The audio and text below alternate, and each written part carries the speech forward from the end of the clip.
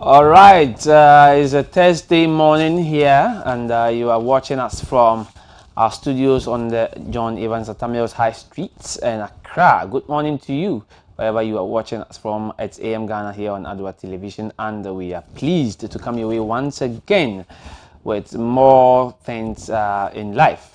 Thanks to Jonathan, who brought us the news, and of course, we would continue from the newspapers. We would give you the political discussions, and then Reginald Ade will sum it up here on AM Ghana. My name is Samuel Kusiapia. Thanks for joining us. Thanks to our sponsors, and thanks to our production team for putting this together. Now, there's been a lot about the budget. There's still a lot about the budget. Yesterday, I believe you saw or heard a lot of things, activities that happened in Parliament. You are surprised at some, you are not surprised at some. Some people are actually not surprised that these things happened in the Parliament. I read a lot of comments that suggest that people are not really surprised at all. But let us hear from you what you think about all these things in Parliament. Budget was rejected. Okay, so budget was read, it was rejected, it was approved, it was supposed to be rejected again, no, but that one was also disapproved, and on and on and on. So if you have followed us on our social media platforms, you can see that we've been updating you as far as parliamentary proceedings is concerned, telling you what is happening, who is missing, who is where, who is impersonating who, and who is representing who, and all that. So kindly stay with us from now. So in the next 3 hours, we are going to be giving you more from Parliament and other areas as well. You know, unemployment is still a big issue in Ghana. We are still going to look at it and see how together we can all solve this menace. There have been some CSOs crying that government should consider a few things. What about 0.5% on the transactions? What about a 3 billion valuation of the Japa deal? Per the current calculations of price of gold instead of the 1 billion, amongst other things. So we are going to be having a lot of discussions today, and kindly join us, sit back and enjoy yourself. Now, I have the newspapers with me, so I'll just take my newspapers ident and then I'll continue with the newspapers.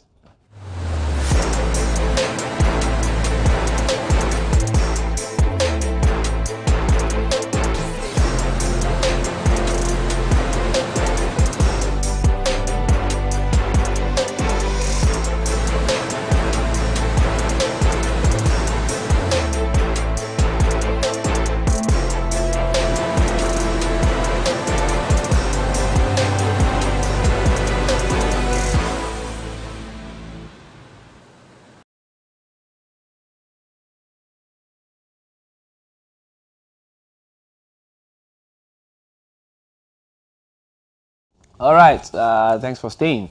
It's the time for us to bring you what the newspapers are saying. And what do I have here? The Daily Guide. Today, Thursday, December 2nd, 2021. Let me remind you that we are still in December. In fact, we just entered December. And like I said yesterday, you still have more time to do whatever you want to do before the year ends. You still have more time to change that attitude, to change that habit, to still look for that job, go for that opportunity, start the business, change your life before the year ends. So don't give it up. Don't waste the remaining 29 or so days. You can still make a change in your life. Thank you there. Now, Daily Guide is saying that 21st clinic rewarded in Rwanda. 21st clinic rewarded in Rwanda. And Ikuapim Polo back in jail. Ikuapim Polo is back in jail. What is taking Ikuapim Polo back in jail? Story is on page 8. NDC MPs go wild. That's a big story here. NDC MPs go wild. And throw away speaker's chair, attack Joe Wise at Joa Safo. It was quite interesting in Parliament yesterday. But if you have been following our social media handles, if you are not, kindly grab your phones and then go to Facebook, Adoatv Ghana, because you are missing a lot. We've been posting all these throwing of chairs and whatever on our social media handles. So kindly go there and then feed your eyes. NDC MPs go out, throw away Speaker's chair, attack Joe Wise, Adoatv.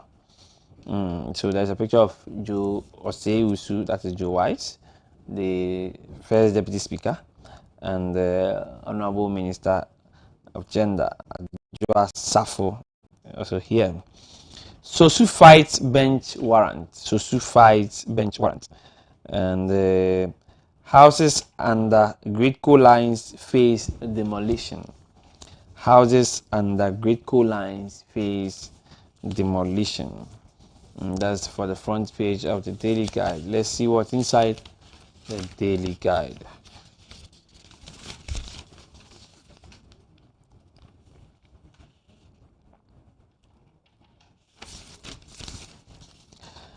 Ghana Health Service detects COVID-19 Omicron variant. Ghana Health Service detects COVID-19 Omicron variant. Let us all be watchful out there. Houses under Great Coal Lines face demolition, okay. And MP donates refrigerators, beds to Suntreso Hospital. I went to Dubai with 4 officials. Speaker is speaking. Speaker of Parliament, Aban Sumana Kingsford Bagbin, has stated that he only traveled with 4 officials to Dubai, United Arab Emirates, for his routine medical checkup. Routine. According to him, the 4 officers excluded his aide, the camp protocol officer, butler, and other relevant staff. Okay. Elsewhere, car snatcher grabbed at Dome. Good news for all of us. News 1 Entertainment says Ekuapim Polo back in jail. Actress and social media personality respond Alade Brown, aka Ekuapim Polo, is set to spend Christmas in jail after an Accra High Court upheld the 90-day jail term handed her by an Accra Circuit Court in April this year.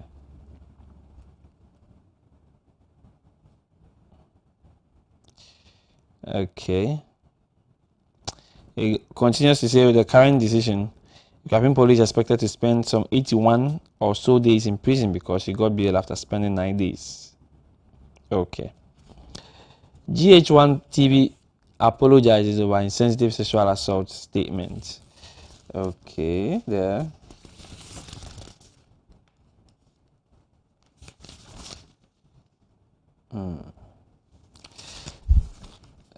Develop cassava value chain for more jobs.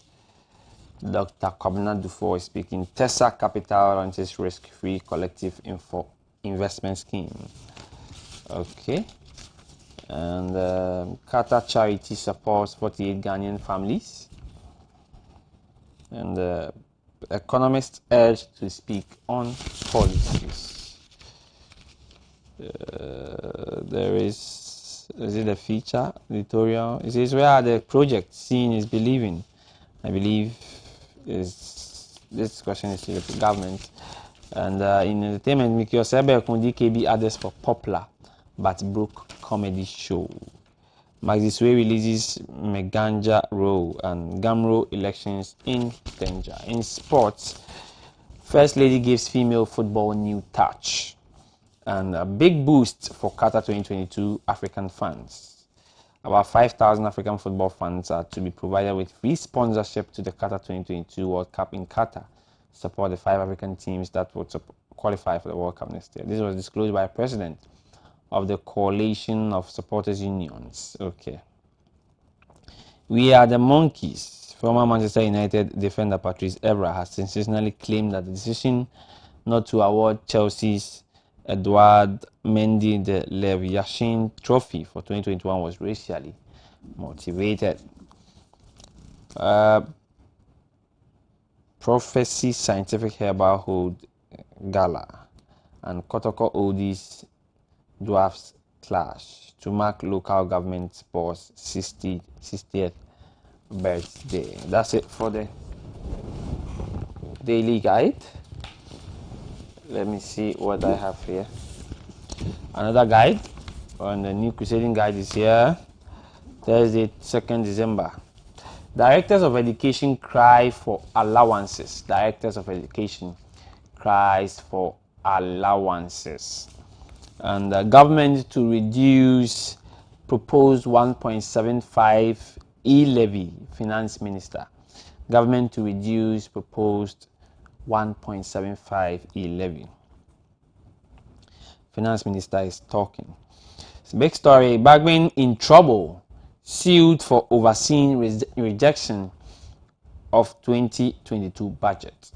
Bagman in trouble, sued for overseeing rejection of 2022 budget. Fixing the country exposes minority. Fixing the country exposes minority over plans to sneak into budget committee meeting to claim allowances. Minority cannot suppress government. NPP cautions. Minority cannot suppress government. NPP MP cautions. That is Paul Aprekuchum Berima, the Member of Parliament for Doma East. Okay. Inside the New Crusading Guide, we have more stories here,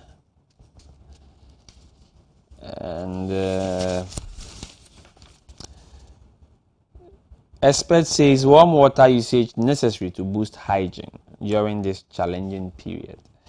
Warm water usage necessary to boost hygiene during this challenging period. Court throws out Okufuor the first for lack of capacity. Okay.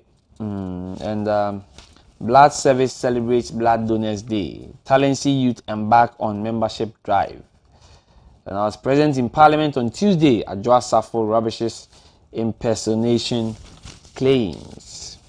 I was present in Parliament on Tuesday. Candifo institutes objective analysis of Ghana's natural resource government, and that is a special feature in the New Crusading Guide. Okay. Is here again. Directors of Education cry for allowances. And in sports, Pro Basketball Academy launches second edition of Ghana Diaspora All-Star Game. And Football Kenya Federation President steps aside after fraud charges. FIFA disrespecting Africa for hosting World Cup while AFCON is going on. Mido is speaking. Ahmed Mido. Okay, so that ends the New Crusading Guide. Just get a copy and enjoy yourself.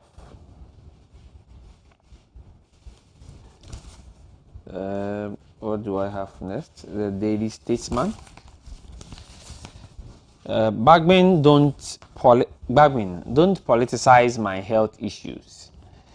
So the Speaker of Parliament is urging us not to politicize his health issues. Minority shut down. The minority shuts down in abortive attempt to overturn budget approval. Minority shuts down in abortive attempt to overturn budget approval.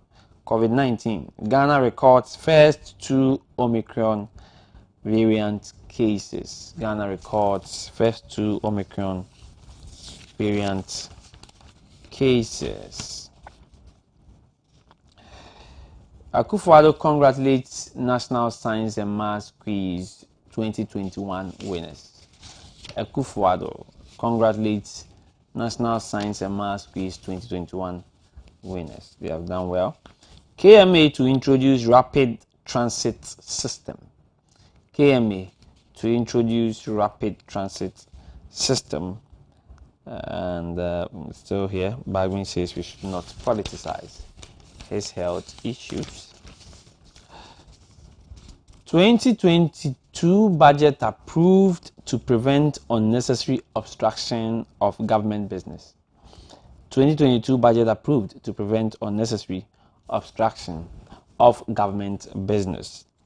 And MIIF appoints Kojo Frimpong as head of corporate affairs and External Relations. That is the Minerals Income Investment Fund.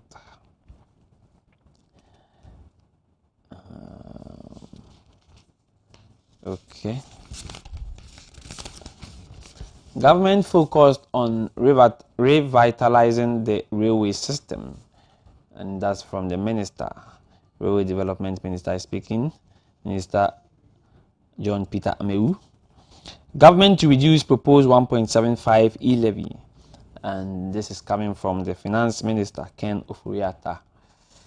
Action Aid Ghana holds dialogue on austerity, and Tertiary Institutions of Ghana Muslim Association inaugurated.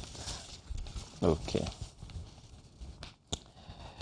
Now let's move from taxation to production. 500 poultry farmers in Central Region supported. 500 poultry farmers in Central Region supported. AFDB explores Africa's offshore renewable energy potential. And there is a feature here. Refuse to be part of trash problem in Ghana. That's talking about waste management. Twitter partners with Afroshella 2021. That's in entertainment. And Nicolas Cage to star in Dracula spin-off Renfield for Universal. Help China. Okay, China promises to help Africa fight COVID-19. You have heard. And other foreign news, Ethiopian government claims advances against the rebels. And COVID. No need to cancel Christmas parties. Who urges those at risk from disease to delay travel if not fully vaccinated? There are some health benefits of soup leaves, and 5 amazing health benefits of turmeric is also here. Now in sports, Nick Mwenga, Football Kenya Federation president, steps aside after fraud charges. And the Arsenal star Gabriel fights off baseball bat wielding robber. And Ray Kennedy, former Liverpool and Arsenal midfielder, dies at age 70. Phoenix Suns stifle Stephen Curry to beat Golden State Warriors. Lakers win without James. That's it for the Statesman. Let me do my last paper, which is the Chronicle, the true independent newspaper. Ghana pursuing strong social protection agenda. Chief of Staff Akosia Frema Osei Opare. Ghana pursuing strong social protection agenda. Now the big story is Jinapo. Okay, so after chaotic scene in Parliament, Jinapo pours sand in minority Gary as NDC MPs fail the second time to scuttle the budget. After chaotic scenes in Parliament, Jinapo, that is Samuel Ebu Jinapo, the Minister of Lands and Natural Resources, Jinapo pours sand in minorities Gary as NDC MPs fail the second time to scuttle the budget. Police surveillance cameras capture more errant drivers. Police surveillance cameras capture more errant drivers. Inside the Chronicle newspaper, transit trade contributes over 134 million Ghana cedis to national economy. Transit trade contributes over 134 million Ghana cedis to national economy. The Chronicle editorial says Kufuor's legacy project abandoned. I believe it's about the presidential block being built in Kumasi that has been abandoned since 2006. Dr. Susan Kujia donates to cancer patients at Kolebu. and Ghana must move away from fossil fuel to renewable energy. This is coming from the Alliance for Empowering Rural Communities. Putting up structures under high tension poles not allowed, Energy Minister is cautioning. And e-levy will not derail goals of ACTA, experts speaking. And only 2.7% Ghanaians are inoculated.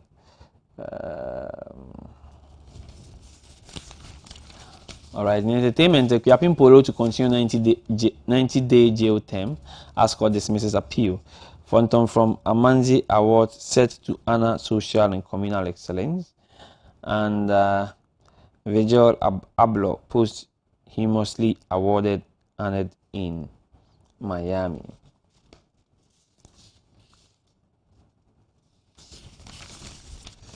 MP Duka and Koda hand over 6-unit classroom block to Nswaim Methodist.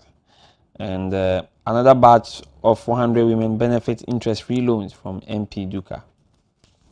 MP is doing the most. Religion. Our intimacy with God, His highest priority for our lives, determines the impact of our lives. And the feature here is stopped by police. Stopped by the police. In sports, we are going to beat Kodok on Sunday. Alhaji Karim Gruza is speaking. Black Princesses arrive in Lusaka for World Cup qualifier. Swag to honor Stephen Appiah, Togbe Afede, and others. Swag to honor Stephen Appiah, Togbe Afede, and others.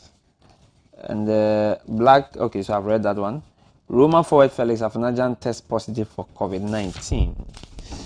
At the back of the Chronicle newspaper, Manchester United welcome Arsenal to Old Trafford. Conte's Tottenham hosts Brentford.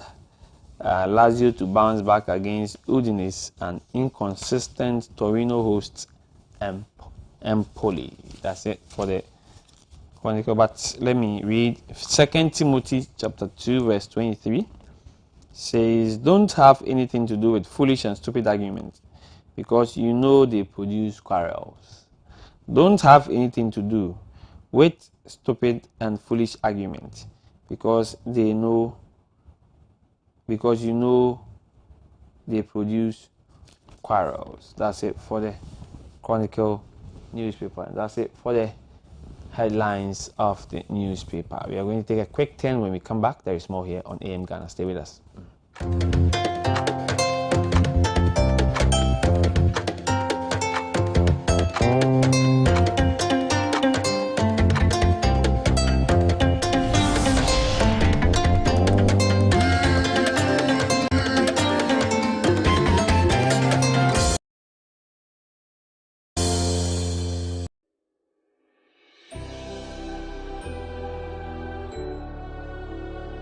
Welcome aboard the safest airline in Africa.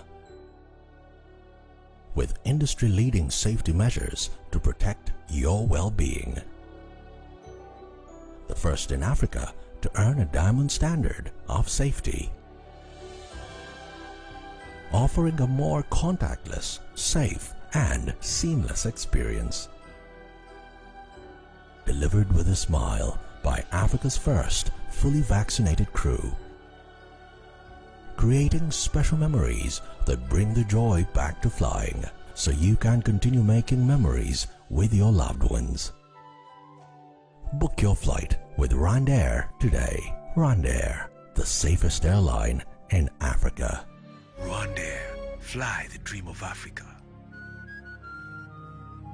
Announcements on Adoatv. Contact Adoatv for your general announcements, proclamations and publications, job vacancies, etc. at a very affordable rate. Call 050-92-57754, 020-9494-258, or visit our marketing desk at Stepwork premises. Adoatv, bringing good things to life.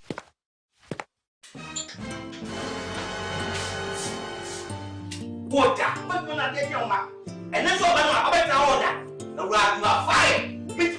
Malaria nti aba yi wa yejuma bono What you have to figure. malaria therefore ya o enti awo ahire ne customers ni wa hu ne se maami aye smart apa CB Malakio amma ne ba ya odi ko school she se aduane si berry market chi ni malaria nti a ontimi ni onia enti na ho ema we no biara to wo so we malaria test na bi wo mu a edra bedi wa ene CB Malakio ye di nuna ne hahama na akeka bom asone so aye CB Malakio edra wo so de enya no kra o aye tata she edra yi nyema apemfo abate a wo ma wo manfo ene nkwada a wo ni mfie dumia Suziana wa o de wunya FD ahwehwe saa ejedie nkrato yi mu agye atomu se enye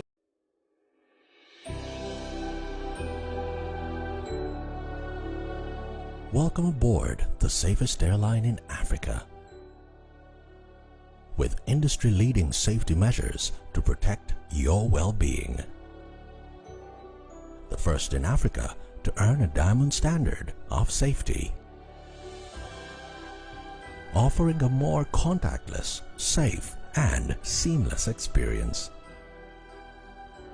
Delivered with a smile by Africa's first fully vaccinated crew. Creating special memories that bring the joy back to flying, so you can continue making memories with your loved ones. Book your flight with RwandAir today. RwandAir, the safest airline in Africa. RwandAir, fly the dream of Africa.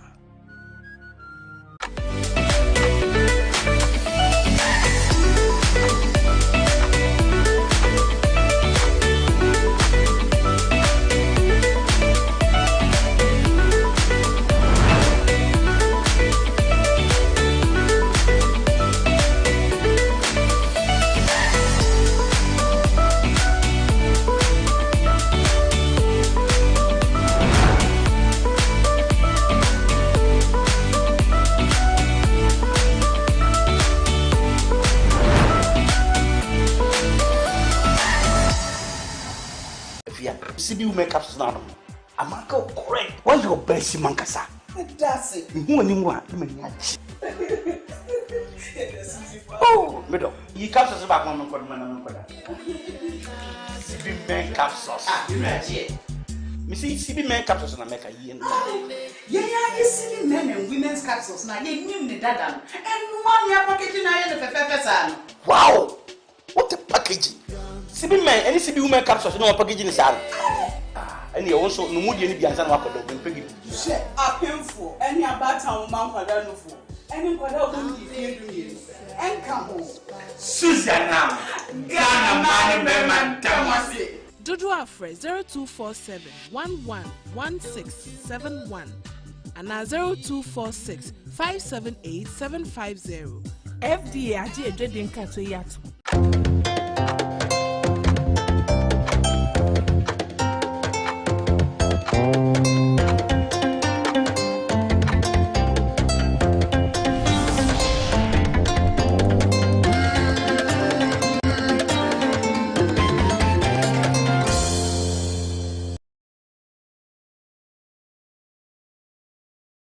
Announcements on Adoatv. Contact Adoatv for your general announcements, proclamations and publications, job vacancies, etc. at a very affordable rate. Call 050-92-57754, 020-9494-258, or visit our marketing desk at Stepwork premises.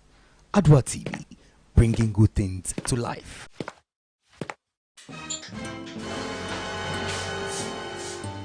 Water, but when I get your mouth, and that's all I order. You are fired. malaria nti aba yi wa yejuma bono What you have to figure. malaria therefore ya o enti awo ahire ne customers ni wa hu ne se maami aye smart apa CB Malakio amma ne ba ya odi ko school she se aduane si berry market chi ni malaria nti a ontimi ni too proud of Onia, and now Emma when we are to war. So we have malaria test. Maybe one. And Trebetua and the city malagio. Yedinuna, Nehama, and now Kikabum a sonnet so I see malagio. And no way so dear. And I don't grow. And yet that shit. A drawing near my appeal for a battle woman for any quada won't in fear.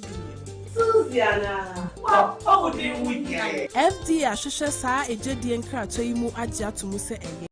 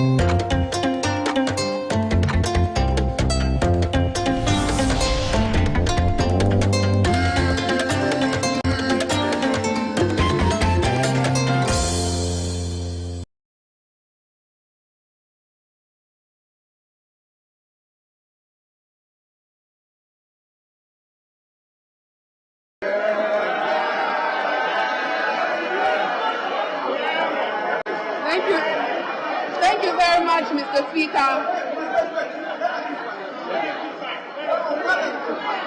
Mr. Speaker. Order. Honourable members, order. I have just given somebody a floor. Can you resume your seat? Yes, let me hear you. Thank you very much, Mr. Speaker. Mr. Speaker, respectfully, I rise on the point of order. On the statement that has been raised by Honorable Ayariga, which is discriminatory, and the constitution of this country is so clear. Mr. Speaker, you were ably voted for by the people of the Kwai, and it might interest our friends on the other side that I hail from that constituency. And I represent the people of Dami Pabenya in Greater Accra region. Mr. Speaker, to say that you are physically present here and have a seat, people of the Kwai, and for the member of Parliament for Boko, Honorable Ayariga, to say that you had no right to be in the chamber is out of order. Thank you, Mr. Speaker. And Mr. Speaker,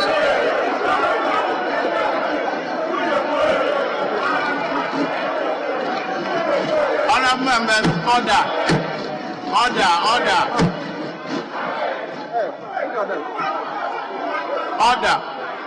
Kindly bring your conclusion.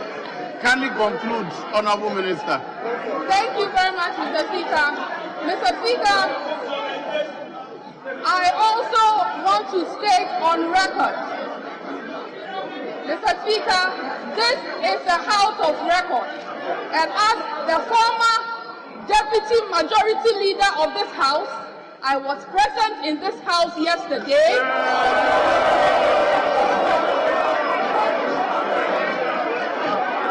Mr. Speaker, You are not here. Mr. Speaker, and to state categorically that I cannot force Honorable Okujeto Ablakwa, who is my friend on the other side, to dress the way I want him to dress. And that is an insult on womanhood. And so those making that noise, Mr. Speaker, should withdraw. I thank you, Mr. Speaker.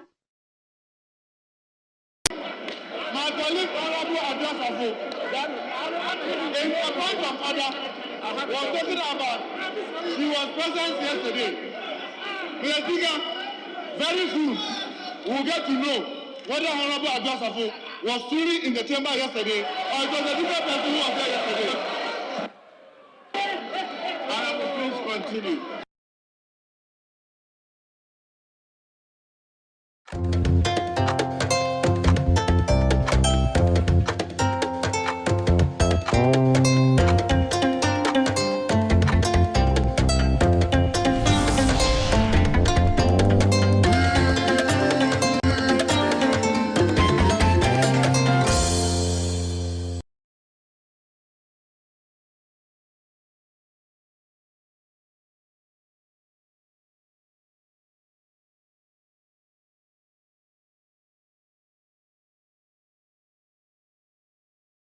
All right, thank you very much for staying with us, and you're welcome back at AM Ghana here on Adoatv, and it's time for us to look at what is happening by way of discussion. And joining me to do that discussion is Al Hassan Ibn Abdallah. Al Hassan Ibn Abdallah. He is the deputy youth organizer for the Odododio constituency.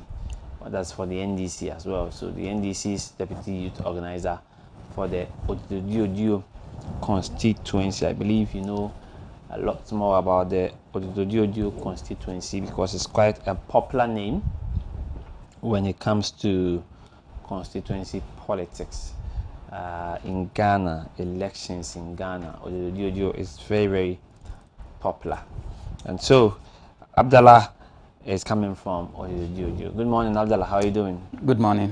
I'm doing well. How are you? I'm also doing great. How is the constituency doing?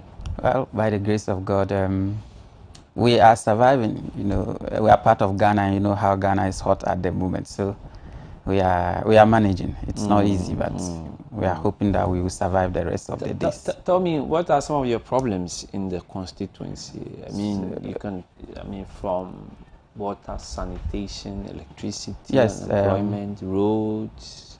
So at Odododio, our number one problem is sanitation.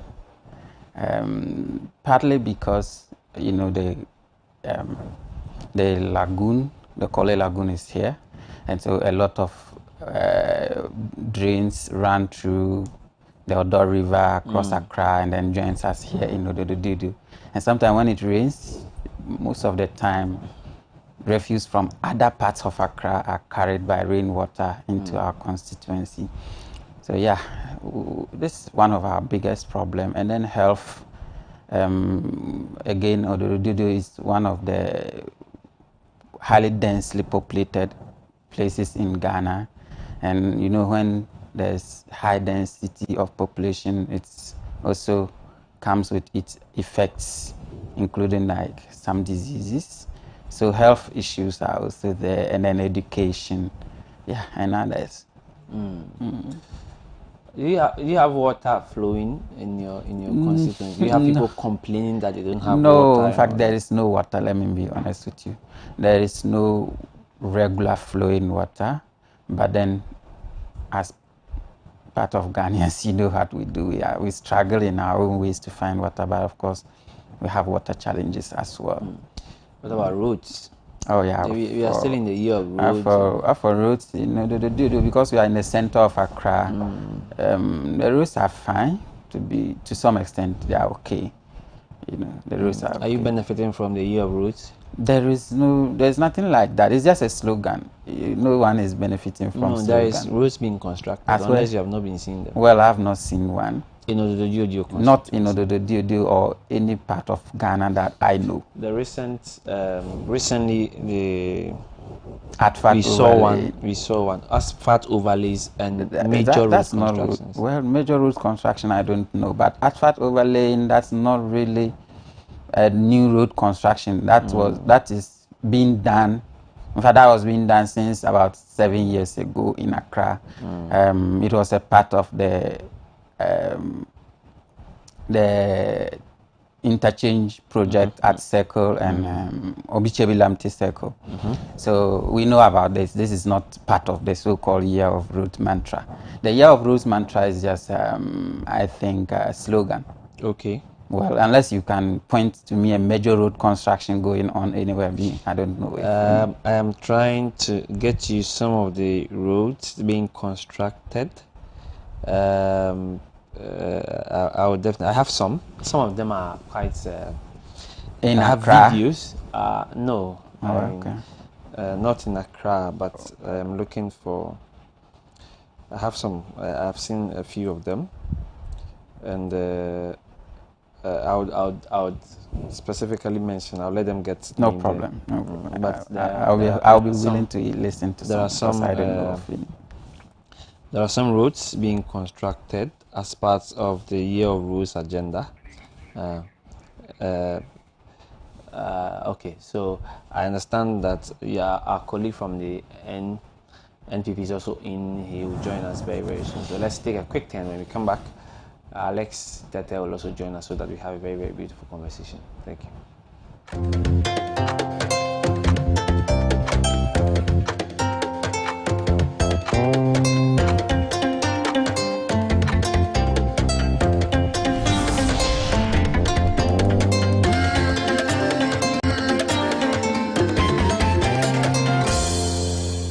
Announcements on Adoatv. Contact Adoatv for your general announcements, proclamations and publications, job vacancies, etc. at a very affordable rate. Call 050-92-57754, 020-9494-258, or visit our marketing desk at the work premises. Adoatv, bringing good things to life.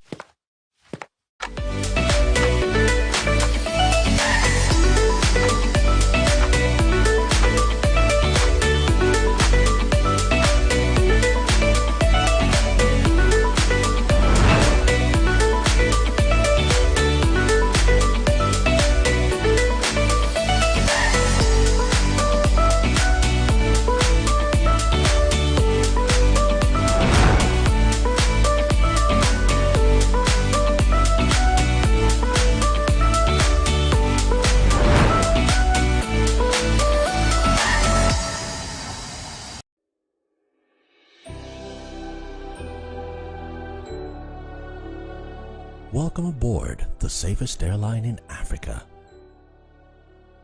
With industry-leading safety measures to protect your well-being. The first in Africa to earn a diamond standard of safety. Offering a more contactless, safe, and seamless experience. Delivered with a smile by Africa's first fully vaccinated crew. Creating special memories that bring the joy back to flying, so you can continue making memories with your loved ones. Book your flight with RwandAir today. RwandAir, the safest airline in Africa. RwandAir, fly the dream of Africa.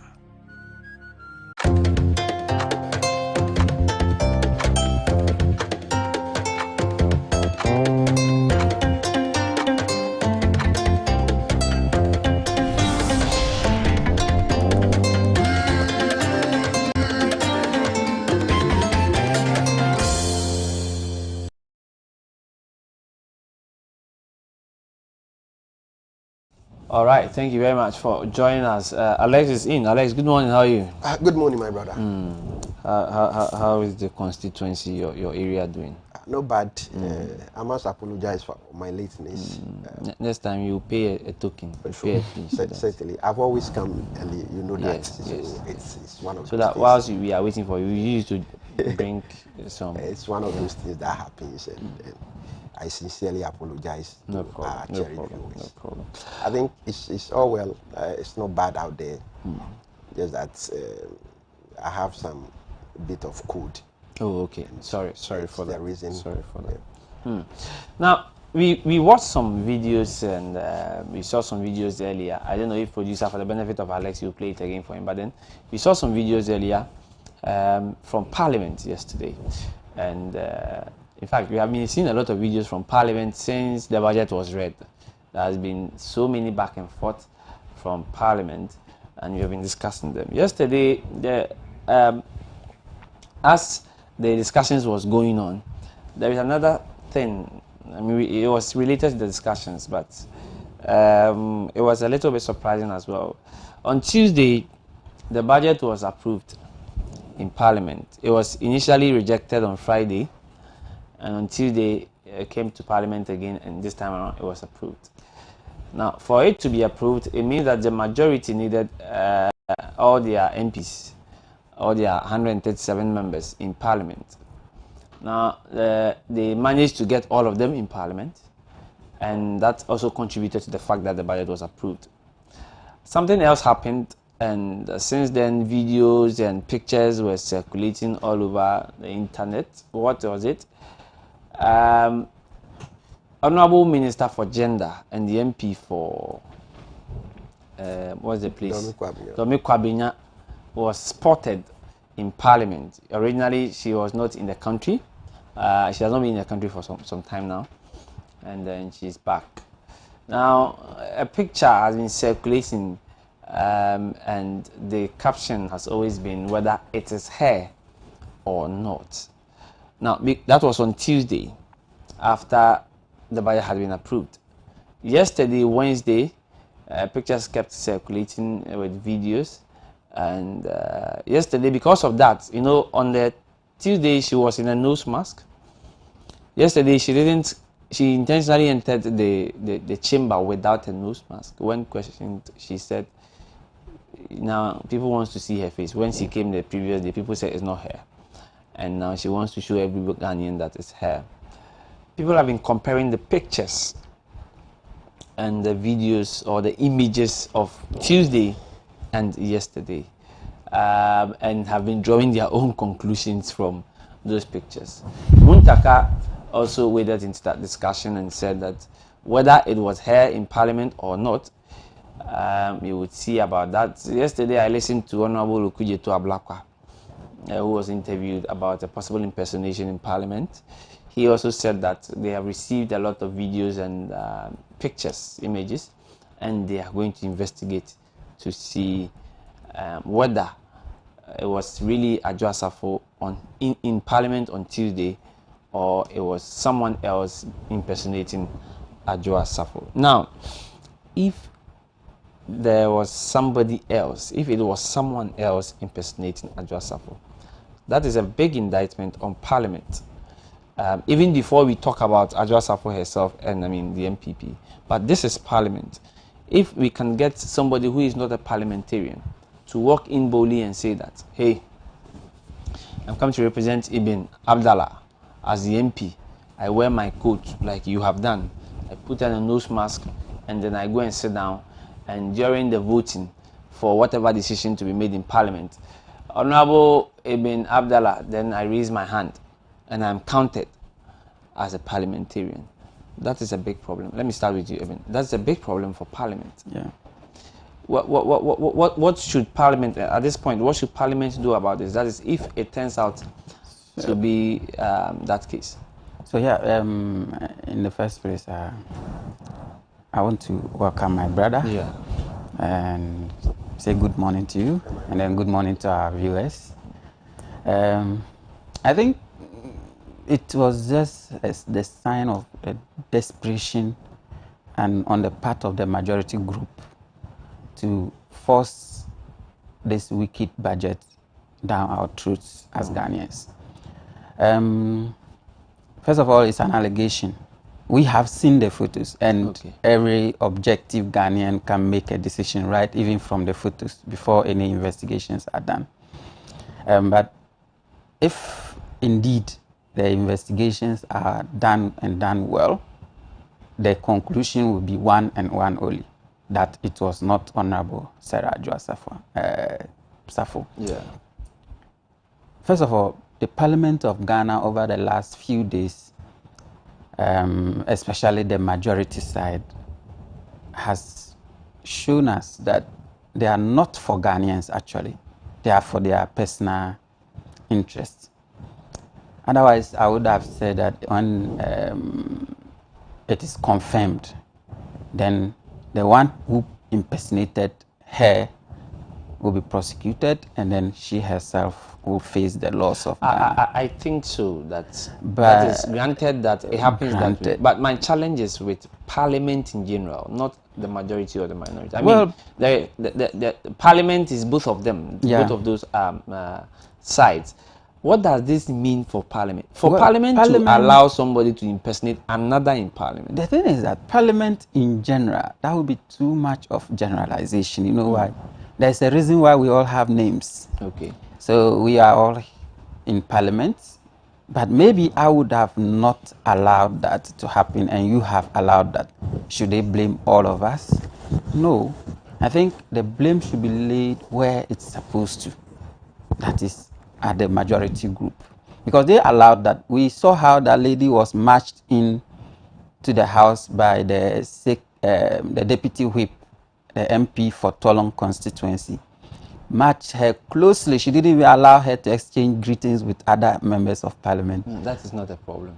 Well, yeah. So I'm just trying to. If Joseph is coming to parliament, then I mean, she's a parliamentarian. She's been there for how many? Almost 12 years. That wasn't the first time she was coming. This is a third term, right? But that was not the first time of her coming to parliament. No, I understand, but I'm saying that for someone who has been in parliament for more than 10 years, I should say, I mean, knows parliament too well. Yeah. I mean, not to. I mean, if she didn't say hi to somebody. Yeah, but I'm saying that it was not usual for another member of parliament to match her that way, as if he was his personal bodyguard. Oh, come on! He was her personal bodyguard. This is a little bit far-fetched. I mean, how parliamentarians do their stuff. I'm trying to make a point. You are asking the impact for the whole parliament, and I'm trying to let you see that it doesn't actually. We don't have to blame the whole parliament, but this was planned and orchestrated. Orchestrated and then planned and delivered by this group. So let's send the blame to the group and not the whole house. If we are taking it to the whole house, then we will get lost in the substance. You understand? This was one group that's planned it, and then you could see the way the person was brought in, and then immediately after I perfectly understand your point. What I'm trying to say is, of course, if indeed this happened, it is with the NPP. Yeah. I perfectly understand your point. But what I'm trying to say is this. Parliament is not for the NPP. Yeah. Yes, as well as Parliament is not for the NDC. Sure. You understand? Yes. And when it comes to NDC and the NPP MPs, they both represent their people, their constituents there. True. So Parliament also has more like a supervisory authority. Sure. Okay. That is where my problem is. That if we cannot be, that conscious for the supervisory authority to allow people just enter in. Now, at the end of the day, if this happens today, okay, we do not know if the same group was, we allowed it to happen. We were able to bring somebody to come and impersonate somebody. So, Parliament, the authority is weak. Tomorrow, we don't even have to bring our people if they are not in Ghana again. Let us just find somebody who just looks like Abdallah and then push him in there. That is going to push them, give them a lot of reason to continue to do that. That is just one side on those who did it. Now, the other side would also get the gist, like, oh, these people have been able to do it.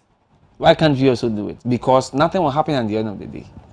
Do you understand? Yeah. That is we will come to the specifics, but that is the general what I want us to look at. Yes. This will mean for Parliament, because of course, on the eve of 7 January, we saw what happened in Parliament. Sure. That military people were allowed into Parliament. Where did they pass into the Parliament? Sure. So I think I understand the angle you are coming from. The point is that Parliament in general, they say, is master of their own rules. So sometimes they do a lot of things on their own. But I want us to also remember that whatever they do, it serves as precedence. Exactly. So if we allow these bad things to pass without doing something about it, then it gradually weakens our parliament, and then eventually Ghanaians will lose faith in our parliament. Exactly. Over the past few days, what has been happening in our parliament, I as an individual have been struggling very hard to keep my faith in this parliament. And I've been doing so because I see so many things happen that I never imagined for a moment that it could happen in even a district assembly, let alone the August House of Parliament of Ghana. But that is what, unfortunately, we have now as a result of the people who are leading us. Let me come to Alex. Alex, Yes. the eve of 7 January, we saw something like that. Military entering Parliament for the first time in our history. It was widely condemned. Nothing happened. I mean, nobody was charged. Nobody was held responsible for what happened. There is security in Parliament. There is security, and there is the protocols as far as security is concerned in Parliament. Of course, security is important because it is our legislators that are going to Parliament, and so they need that protection, so that tomorrow I don't just carry something and enter Parliament in the name of being a Ghanaian. No, you don't. You can't do that. So it is very, very important that certain things are checked. That is why there's a lot of protocols that one has to follow. If myself and yourself and Abdallah, we want to go to Parliament today, we would have to go through certain things before we enter the chamber. Sure. And if you go to sit at the visitors' public gallery. Yes, the public gallery. So how easy can this be that granted that it happened? How possible can this be that someone else who is not a member of Parliament, who doesn't belong to Parliament, is able to not go and sit? The last time I said Nketia went to go to sit at the visitors' gallery. So perhaps me and you can go and sit there. Yeah. But for somebody who's an MP to be in an MP seat with a name, the MP's name, and that will mean a lot. That will be a big blow to Parliament itself. Thank you, Mr. Kusi. Before I proceed to deal with the issue, I think that my daughter will be 8 years tomorrow, and I will not be here to wish her. Oh, okay. So you wish her in advance. The opportunity to wish her a happy birthday in advance. Audrey Asantua Dudwaji. I wish her all the best and pray that the good Lord Almighty will grant her all the heart desire and whatever that He has for her. Certainly she will live to live by it. I think that for me, I have been one of a person when it comes to the three arms of government. I've been somebody who loves the legislature and for that matter Parliament, and for that matter any attempt by any actions or inactions in order to weaken that arm of government. I get disturbed when I see such occurrences and such happenings. And for such a thing going on, I think it is unfortunate on our part, and we should find a means of curing it. That is actually true. Before that, let me give credit to UTV and of course TV3. We took their videos. Very well. Yeah. Very well. So that if per what we are saying, per what the minority is alleging, that somebody could enter into Parliament just like that, person who is not a parliamentarian could just enter into Parliament just like that. It is unfortunate, and I think that when people are making such statements, they should be looking at the larger picture of our politics in this country. Everything must not be reduced to politics as usual. I mean, how on earth can you say such a thing against your own friend or own member who you've been working with? I mean, the person who broke that news was Okujetu Akwa. And if my memory set me right, I think he entered the same Parliament House with Adoatv the same year. And for having worked for well over 9 years now, I mean, you should be in a position to identify or recognize Adoatv or not. And if, because of politics, you can reduce the institution of Parliament to this extent, I think that we are overplaying politics with our state institutions. We are denigrating our state institutions we are portraying our state institution and weakening our democracy. It is unfortunate. But if you look at the pictures that are circulating around, I was just looking at the picture of Adoatv on Tuesday entering into parliament. And then you could see that indeed, if this person is an impersonator, the courage, the braveness with which he entered into Parliament House, and by hugging people, by engaging in discussing with people, then this person could be a very good trickster, if I should put it that way. But I don't think it is so. I think whoever that we saw was Adoatv. But the NDC is playing their usual politics. Let me ask you this. Do you think that it is just usual politics for the NDC? I think so. There is nothing to read apart from the usual politics. For instance, an NDC MP notices a very unusual appearance in Parliament and tries to highlight it. That is more like playing a very good oversight role in Parliament, because I'm a parliamentarian. I know what Parliament entails. I cannot sit as part of Parliament to allow something that does not belong to Parliament. What if the MP saw somebody wielding a gun and entered Parliament and say, hey, I am here, or perhaps sees somebody who is not allowed to enter Parliament with a pistol somewhere in their pockets or in their jacket? I mean, that the MP alerting everybody should be commended. That is, if granted that, rather than be seen as playing politics, because he will be solving a problem that we have. I think that if the MP is doing that with good faith, if the MP is doing that without his mind clouded with NDC thoughts, then it will be okay. But with what has transpired and what has gone on so far, it so clearly shows that indeed what they seek to do is just to reduce the numbers that the MPP was claiming that they were having, and then to denigrate the person, and then impugn. You can't sit in Parliament for well over 2 hours having noticed that there is an impersonator within the rank and file of the Parliament, and then you sat over there for every action to be taken. If there is a vote to be cast, that person has casted a vote. Then after the whole process, before now you come and then be alleging that there was an impersonator. It couldn't have been coming from a good faith.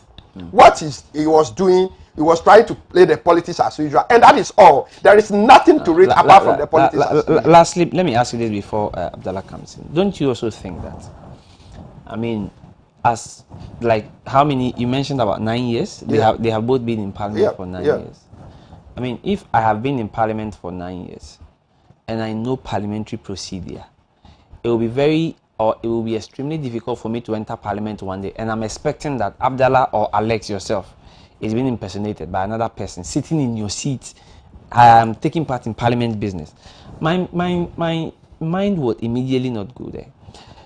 And the day, the activity of the day was so also heated that if I am a black guy and I'm raising my hand, I am raising my hand because I want to contribute to the floor of Parliament. I'm trying to contribute to the business of the day. Hey, we don't want the budget to be approved.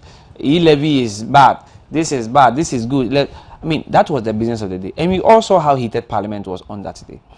So, after going through all these things, I go back home and I sit down and I'm trying to watch what we did in Parliament. And I realized an unusual face. Is this really? And we voted on a decision.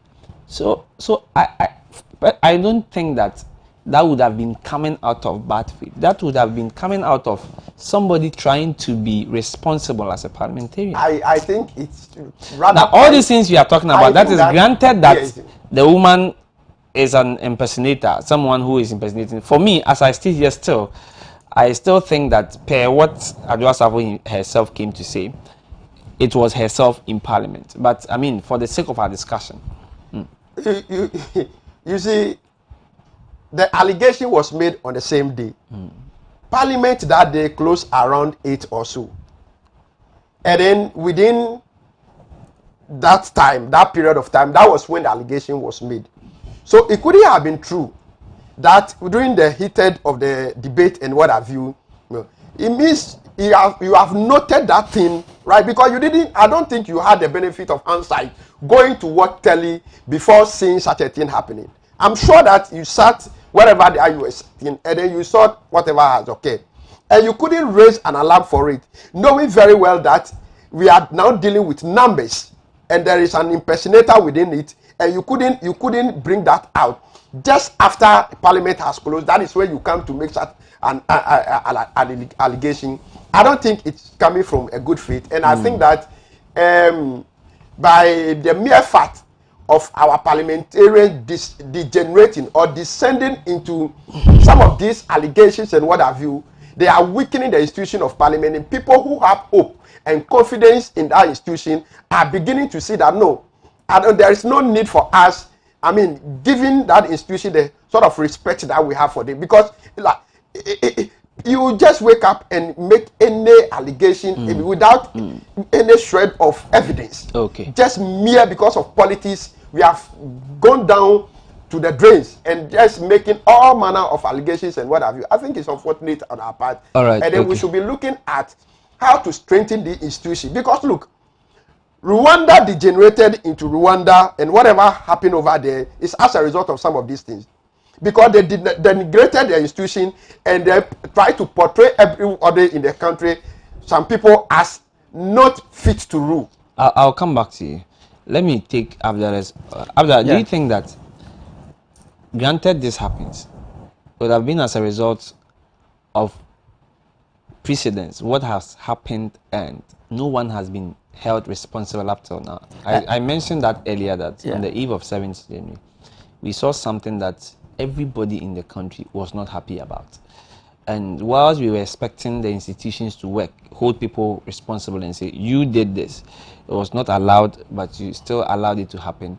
So you go home and go and sit home for this. We didn't do anything about it. Do you think that it is also part of what we are discussing now? Yes. If granted it happened, it could possibly be the reason why. Sure.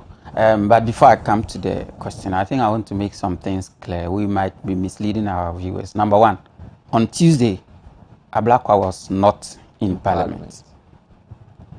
Ablakwa or any minority group member was not in Parliament. On Tuesday, Parliament was made up of only the majority group. That is one. That was the day the supposed impersonated person entered the chamber. So Ablakwa could not have raised the issue on Tuesday because he was not in Parliament. The only opportunity was yesterday, Wednesday, when he came to Parliament. That is why he raised it there. Let me also clear that, look, we don't actually need this for any political value. He raised it because it goes against the 1992 Constitution. It's a crime under Section 1, Article 105. That's why he raised it. Otherwise, it is actually a distraction to us. At the moment, our main agenda is the killer budget, the wicked budget. That is our agenda. And any other matter, we see it as a distraction. I think if any other MP, even if the MP saw it and did not raise it, would be a big disservice to Ghana. Yeah. Yeah. And that is why, after observing this on television on Tuesday, he decided to raise it on Wednesday in Parliament, because on Wednesday he was present. So that's the first clarification I want to make, because my brother is alleging that he was in Parliament throughout the 2-hour session. Why didn't he raise it? I think that is made clear. Now, coming back to your question, I think this is happening because there has been a series of events in our political landscape that has gone unpunished, to the extent that we have nursed and grown a very huge impunity in our democracy, that if we are not careful, it will collapse our democracy. The first is not just the legislature, but the other arms of government. The first is during the 2020 election, we all saw what happened. Killing of human beings using like the state security, deploying military, armed military who are supposed to defend the territories of Ghana, were deployed to polling stations and collation centers. and they ended up killing, murdering citizens, and nothing has happened to them. Then they got that guts from there, that effrontery from there, to move into parliament whilst parliamentary business was going on. The military just flooded the chamber itself, not just Parliament House, but the chamber where the business was going on. They devoured the legislature. And then after that, nothing happened.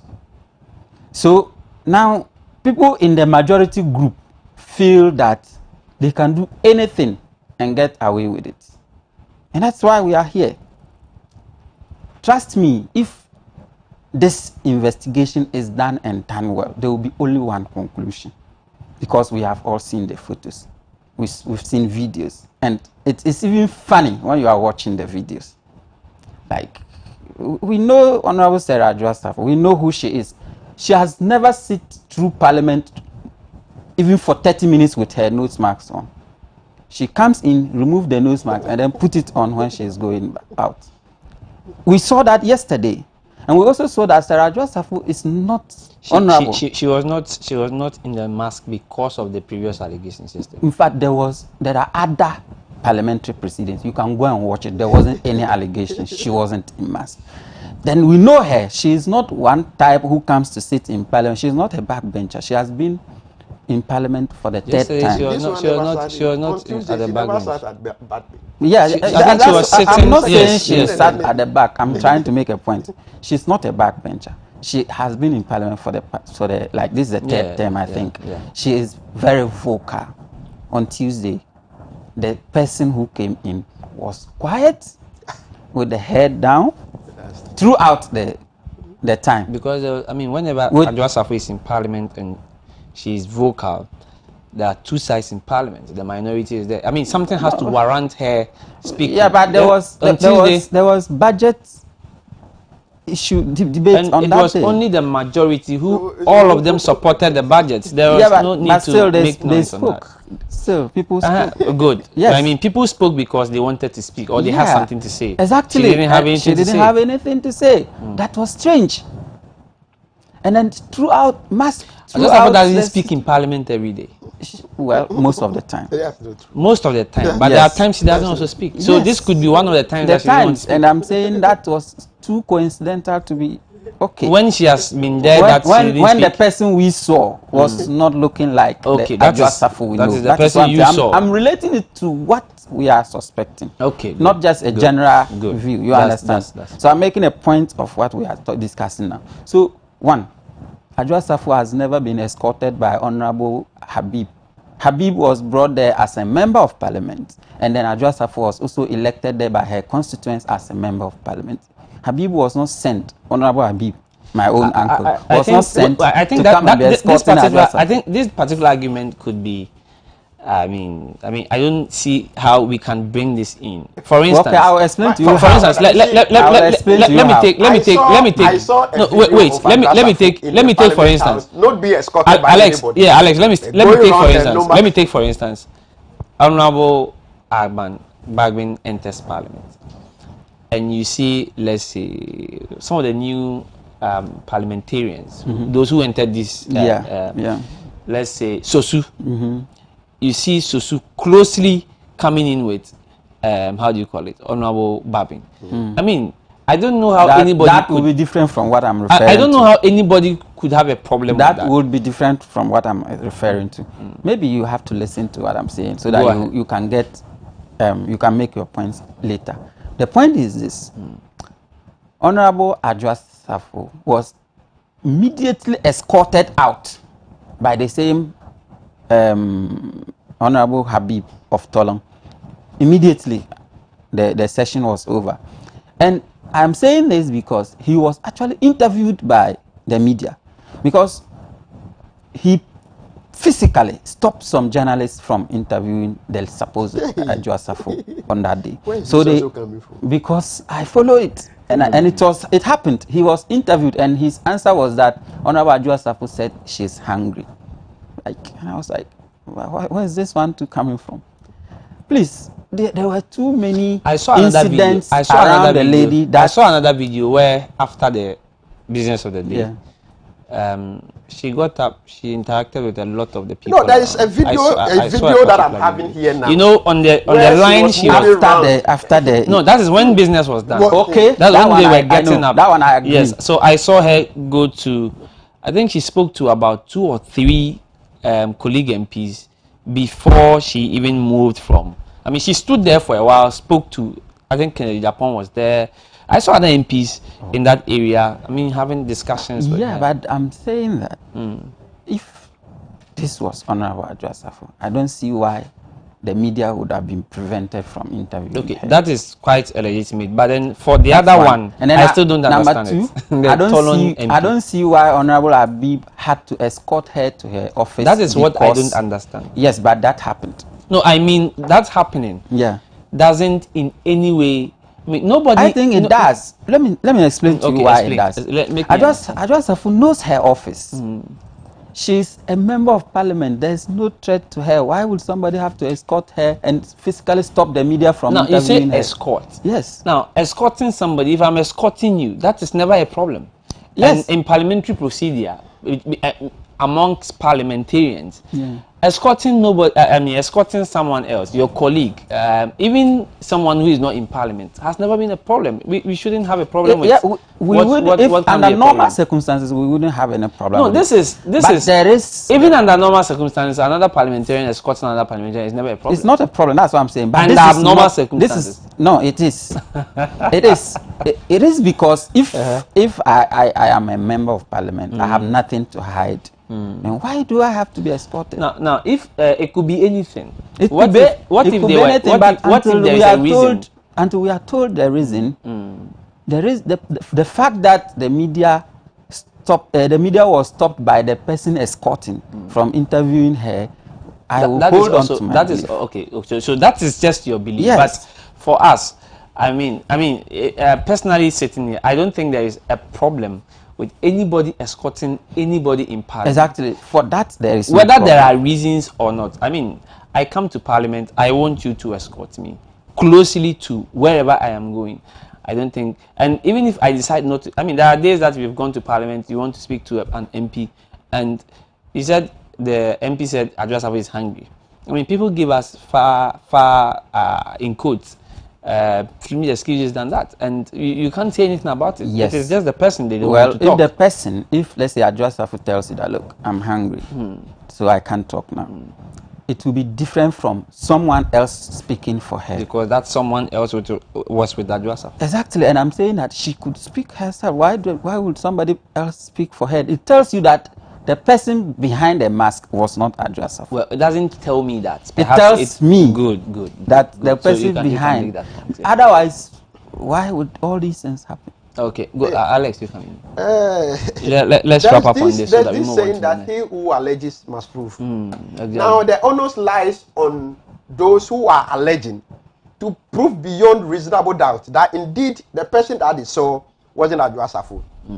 The person that they are claiming was impersonated came to parliament yesterday.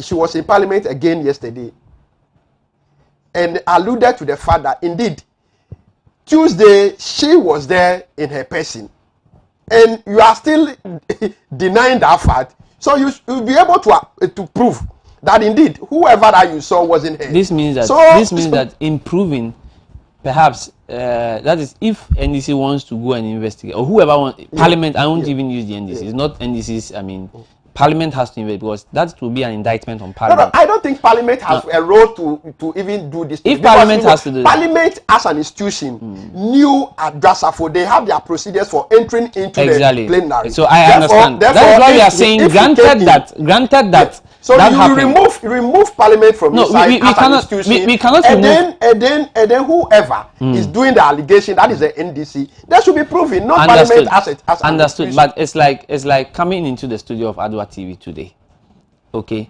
and we are not able to protect you in any way. If something happens, and I mean, in one way or the other, your family can blame us or hold us responsible. By the time you entered this premises, you became our responsibility. So until you leave these premises, everything concerning you is also our responsibility. So if you are not responsible and we allow something bad to happen to you, it is also for us to take the blame. Now, Parliament would have to take, you see, we blame the Parliament when they could not stop the military people from coming in. And that is why Parliament cannot be exempted now. For Parliament to be too weak to allow such things to happen, in quotes, I mean weak in quote, to allow such things to happen, you won't trust Parliament again. Because I'm thinking that tomorrow, 100 MPs of any side could go and sit down, and they will get 37 impersonators to go and add to those 100, and then it will be becoming normal. That is the logic. You understand? That is the logic. The reason why it is becoming normal and those two sides may not see anything wrong with it is because our supervisor is sleeping. You understand? So Parliament cannot be exempted. The NDC is trying to weaken the institution of Parliament. The NDC didn't bring the impersonator in. Please. They are trying to weaken the institution of Parliament by coming out with all these allegations and what have you. And I think that it is a dangerous path that we are treading. Very, very dangerous for us as a country. Because if you continue to allow some of these mere allegations to go scot-free without into it, we are treading a path that posterity will not forgive us. So I believe some actions should be taken both sides. Once it's proved that Adoatv was impersonated, then whoever is responsible should be called and be punished. Let me put it that way, or to be held responsible.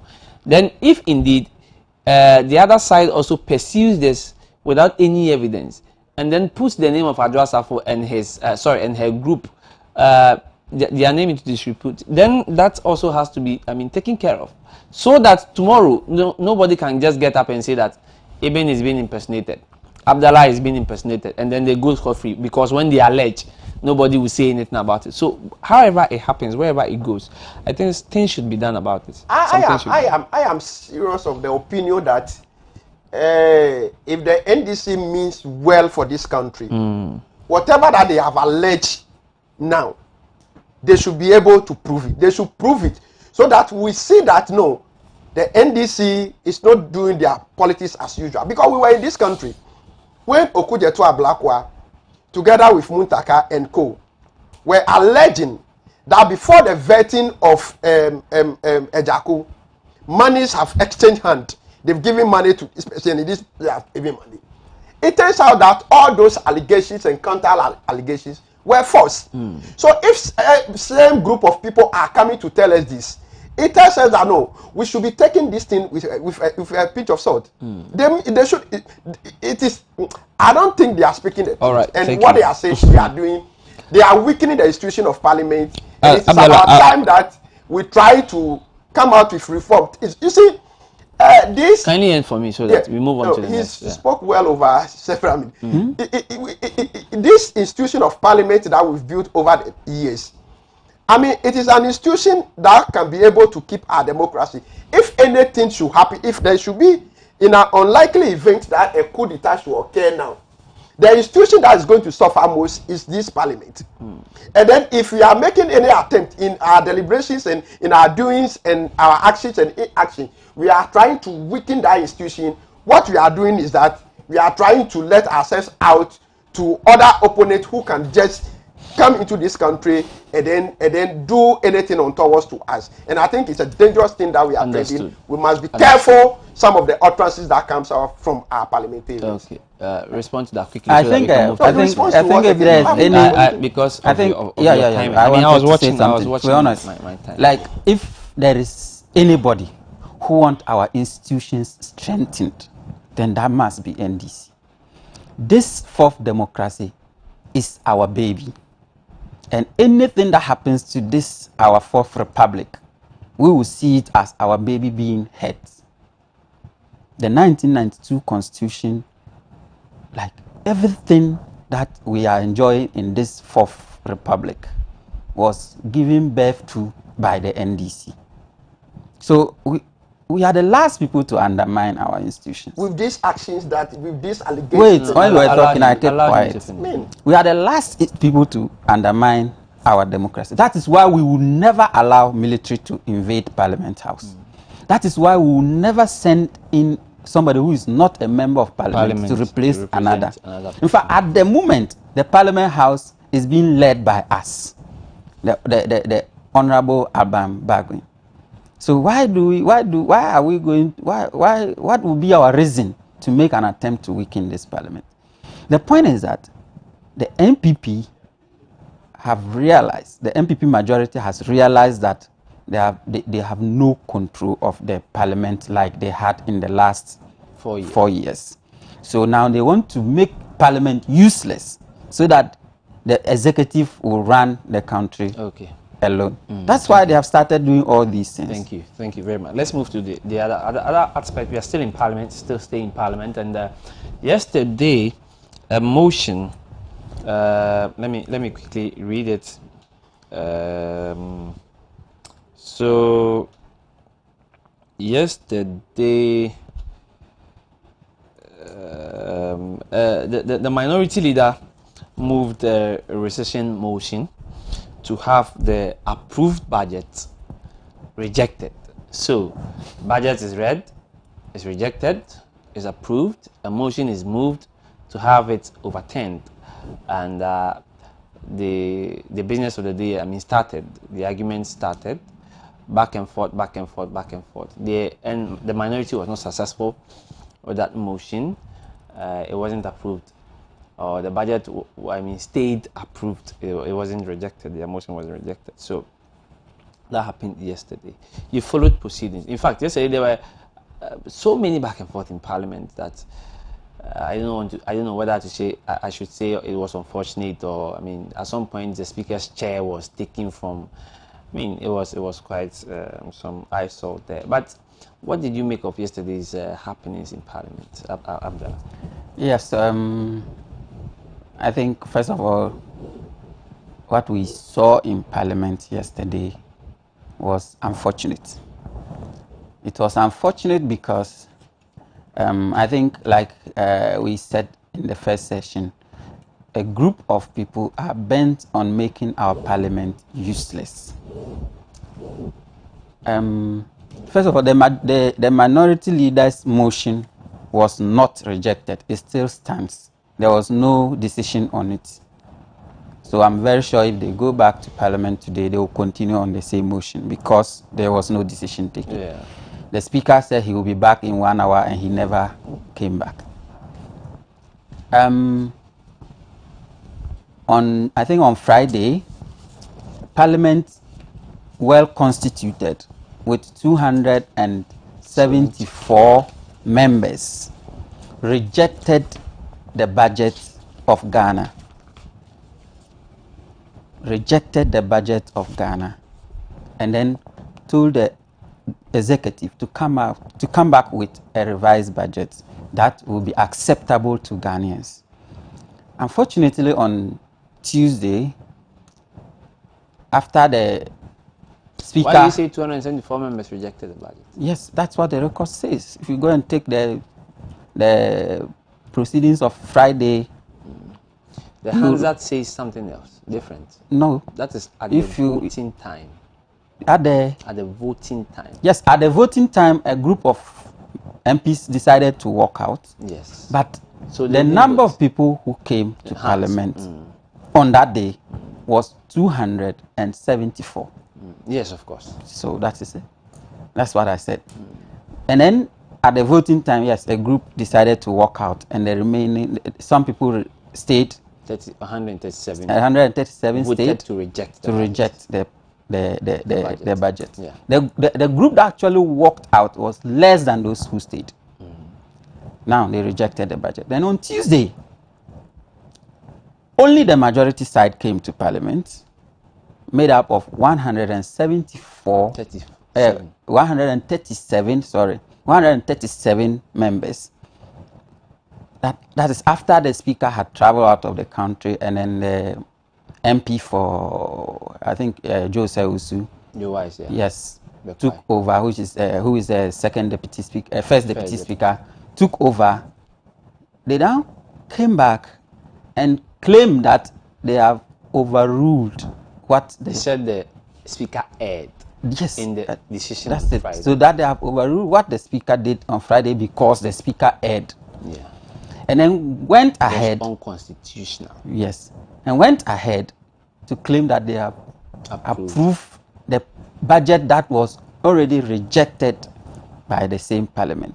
If we are interested in building our institutions, why do we do such a thing? Then, yesterday, Wednesday, the minority leader came and then moved a motion under Order 50 of the House. Move a motion for what they did, the illegal steps they took on Tuesday, to be reversed. This motion was seconded by Honorable Ayariga, MP for Boku Central. Yeah. And then debates were taken from the minority leader, the majority leader, the minority leader, and some other members of parliament, including the MP for Damongo and other MPs. Now, the right procedure was that after the debates were taken, the Speaker of Parliament was supposed to allow the House to take a decision on the motion. That is the right procedure. But the Speaker made an attempt to give a ruling, that is his personal opinion on the motion. That is not what is done in Parliament. If that's what will be done in Parliament, then there will be no need for MPs to go there. So the minority group resisted that attempt by the Speaker. And the Speaker, during his attempt to make that ruling, claimed that he is not a Speaker, but a member of Parliament. Yeah. But that was very ridiculous, because if you are not a Speaker, then why are you sitting at the Speaker's chair? I think, I mean, just what I heard yesterday, I think he was trying, I thought he was initially trying to answer to the majority's leader's claims that he is also a Speaker, where he responded that no, he is not the Speaker. And he actually quoted and made sure and explained the differences between the Speaker and himself and the other deputy speaker and the other deputy speaker, so that people don't confuse who the Speaker is with the deputy speakers. Well, I think he was responding to the point that as a Speaker, you don't have a vote. And then he was trying to claim that he has a vote, despite the fact that he was the Speaker at the time. But he didn't vote on Tuesday. But he was counted. Tuesday. He was counted. As a member of Parliament. In fact, the clerks didn't count him, but he counted himself. Yesterday, yesterday he made it clear that he did not vote. Yes, but for the decision. But he was counted. As a member of Parliament. He, at the time he is presiding as a Speaker, he is not supposed to be counted. No, counted as what? No, counted as what exactly? As part of the quorum to vote. That made it the 138, you mean? Yes. At that time, when he is a member of Parliament, that is a fact. Okay. But when he moves from where he's supposed to sit, the plenary, to sit at the Speaker's seat, you can't add him to the quorum again. And that is what he did. And in fact, the clerks they counted the people there and gave him the number. And he announced it. The clerks have counted. There are 137, but myself. So he decided to count himself. That was not even his job. But he decided to do that. If it was legal, if it was right, the clerks would have done it. They wouldn't have waited for him to do it himself. And then he claimed that he was not a Speaker. Fine. If you are not a Speaker, then you don't have the right to overturn the decision of a Speaker. So why was he overturning the decision of the Speaker? He's saying he's not the Speaker because that is why he's not called the Speaker. He's a deputy Speaker. He's called a Speaker. Yesterday, as he was seated there, did you hear how he was addressed? Exactly. Mr. Speaker. Mr. Speaker. So what do they mean by he's not a Speaker? Then maybe they should have called him Mr. Joyce. Mr. Joyce. But he is called Mr. Speaker. Okay. And look, these things are written in our laws. He is a Speaker, and So long as he's presiding, he is the referee of the house, and the referee cannot wear jersey and join any of the teams. So therefore, when they are going to count the number of people in parliament on Tuesday, it was 137 present on Tuesday before the starting of proceedings and at the time of voting. Unlike Friday, present in parliament was 124, but at 174, sorry. But at the time of voting, some people walked out, leaving 137. But on Tuesday, when they claimed to overturn the ruling of parliament, the number of people attending parliament was 137. And at the time of voting, the number of people present was also 137. Clearly, this was illegal. And they shouldn't have done that. I'm looking for, okay, so I think I have it. I have it here. Now, the Attorney General has been hauled before the court, sued, let me put it that way, by a law practitioner, a Ghanaian, let me put it that way as well. He's also a broadcast journalist, Richard Delaskai, who has filed 2 separate writs to Supreme Court challenging the decisions of the Speaker of Parliament, Aban Sumana Bagwin, to allow 137 National Democratic MPs to vote. The second writ is also challenging the decision. That's what happened on Tuesday. Now, the problem is that people think that both activities were unconstitutional. In some way, somehow, the both parties also think that each of the activities alone are also constitutional. Where do we go from here? I'll come back to you again, Abdallah. Where do we go from here? NDC says that we vote to reject the budget is constitutional. MPP says we have voted to approve it is constitutional. Experts are saying no, you both erred. Where do we go from here? I think we are in interesting times. And then we'll need legal brains and maturity to come in and solve some of these things. And I think all what is coming up is as a result of the hung parliament that we have. That is what is leading to all these things.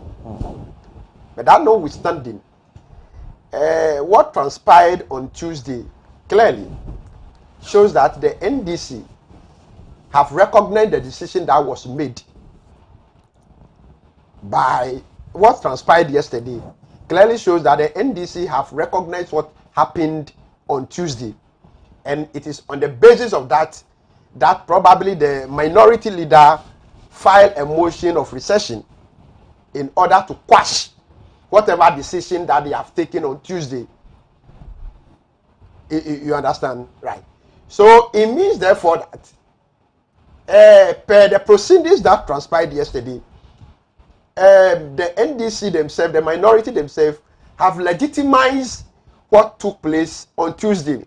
Why do you say that? Yes, I'm saying so because of the motion that was because made. of the motion that was but on Friday you have when the budget was rejected, the MPP also said that it was unconstitutional, and they also came back to Parliament.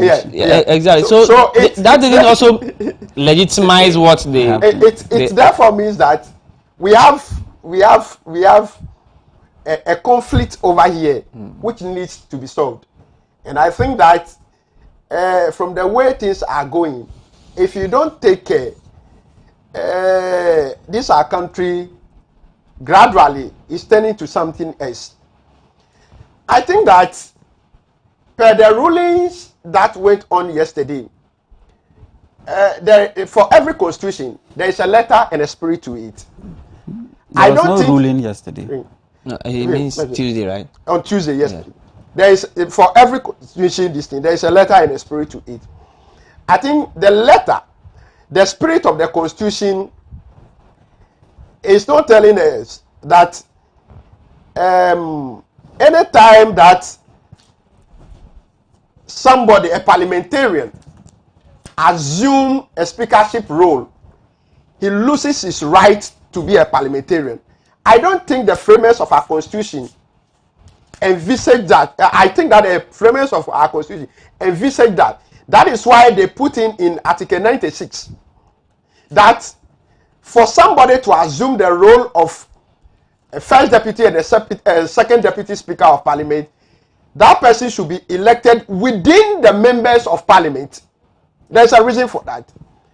And then for you to become a speaker of the parliament of Ghana, you must not be a parliamentarian to be a speaker of parliament.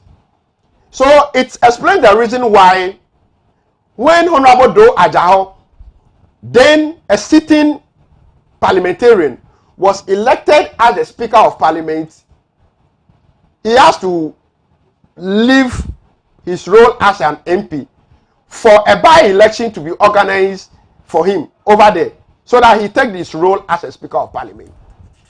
And for that reason, the reason why that was done is that you don't deprive the constituents who, when it is fortunate that they are member, that they selected to be a member of parliament, when it becomes fortunate that he has been elevated to become a first deputy or second deputy, you don't deprive them of that right of vote and what have you.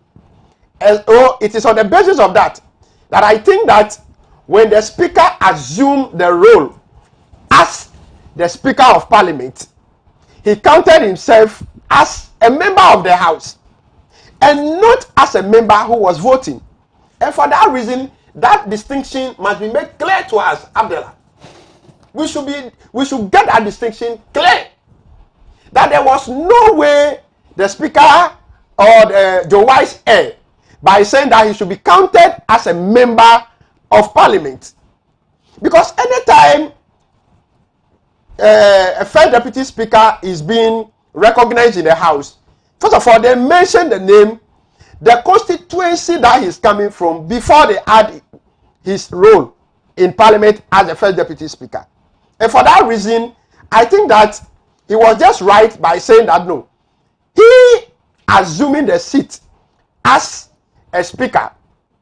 You see that assuming, if you are in a lecture room, is that okay? You are in a lecture room, and then your lecturer unfortunately didn't come, and then he has the course rep for that lecture to probably count the number of people who were at lecture that day. I don't think you will be saying that because he has been given that role to count the number of people, he's not a student, would not be a student again.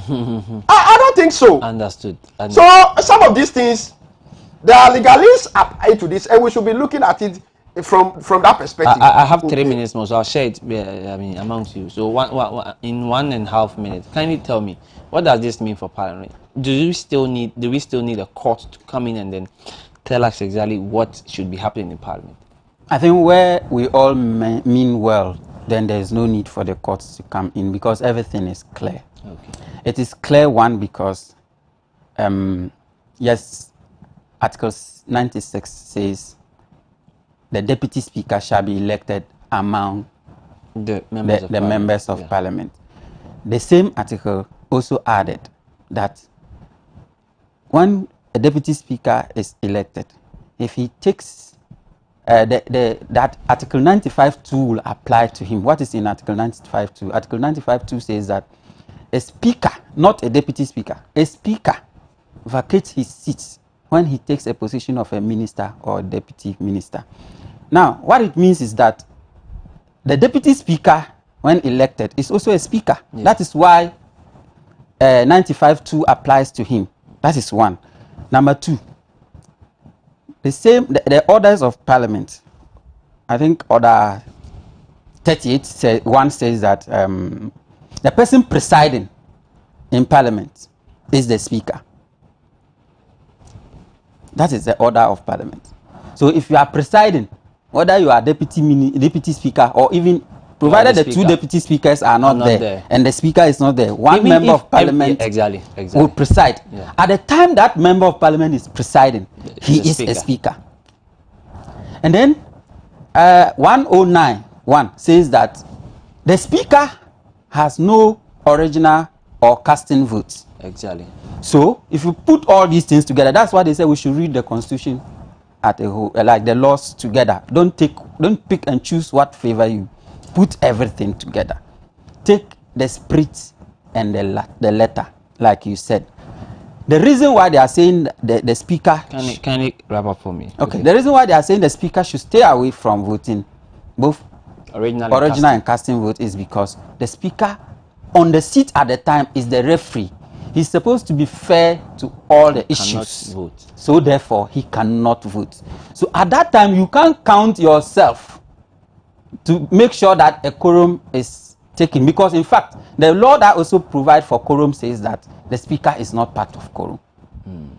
So what was Joyce? A quorum needs to be formed when there is a 1/3 of the people in the house. That is quorum for business. That is quorum. Okay, go on. Okay. But quorum for a decision is half of parliament. At least half of parliament. And then at least half, even in this case, 137, 138. Was not half. Okay, all right. 138 would have been half, but 137 is not half. Exactly. Okay, so you see, the reason why we've gotten here is because of the purported rejection of the budget. And why must a budget be rejected? If people are not happy with it, it has to be rejected. Yes, if you claim you are not happy, but you are seeking for development, you said that you need 1, 2, 3 things to be done for you. Where should it come from? And if you are please, if you have input these things in the budget, and you say that no, first of all, government is borrowing too much, so there must be a way out there. Second, government is taxing people too much. They should reduce taxes. Thirdly, government. So where at all are you expecting government to get revenue in order to make developmental projects in this country? The government has had a lot of revenue. So if and at the end of the day, the government is coming up with proposals in order to raise funds, in order to make money available to execute all projects that it ought to execute, and you reported that you want to reject it just because you are doing politics. No, not just because it is not anything that is good for this our country. What is good for our country is that we should be looking at the developmental agenda of the budget, what this budget intends to be.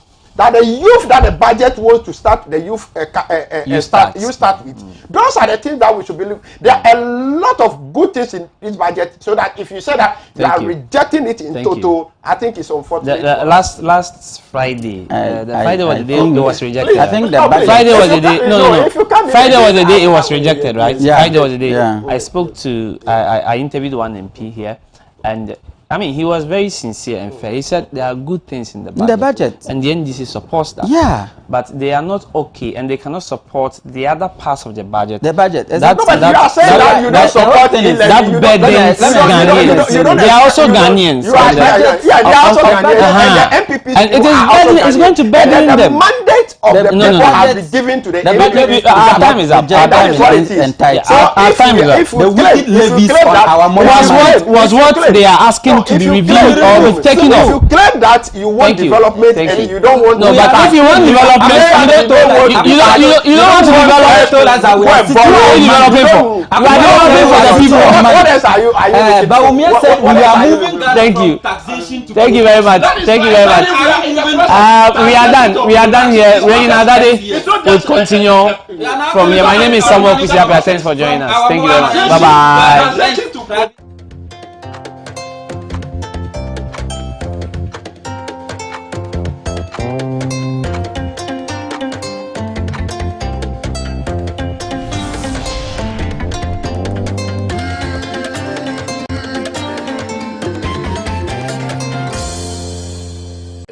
CB women capsules now. Amaka correct. Why your best mankasa? That's it. Who anyone? Oh, middle. You capsules back on CB men capsules. Me see CB men capsules na make a year. Yeah, you see men and women's capsules now. You knew me that and one year packaging I in the pepper. Wow, what a packaging! CB men, any CB women capsules no packaging is out. And you also no mood any biansan wako do pegi. Share a painful any about town man kwada no for. Any kwada won di fie do ye. Enka ho. Susanna, Ghana man be man tamase. Dodo Afre 0247 111671 and 0246 578 750. FDA Aji Edinka to Yatu. Announcements on Adoatv. Contact Adoatv for your general announcements, proclamations and publications, job vacancies, etc. at a very affordable rate. Call 05092 57754 020 258 or visit our marketing decks at Step Work Promises. Adoatv, bringing good things to life.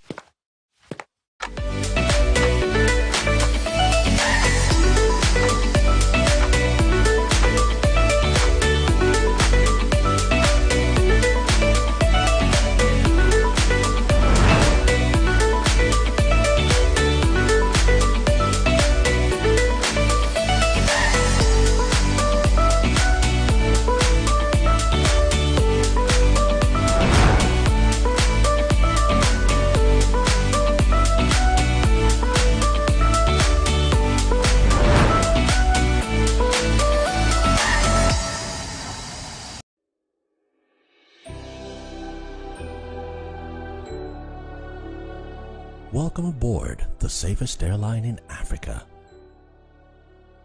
With industry-leading safety measures to protect your well-being. The first in Africa to earn a diamond standard of safety. Offering a more contactless, safe, and seamless experience. Delivered with a smile by Africa's first fully vaccinated crew. Creating special memories that bring the joy back to flying, so you can continue making memories with your loved ones. Book your flight with Rwandair today. Rwandair, the safest airline in Africa. Rwandair, fly the dream of Africa.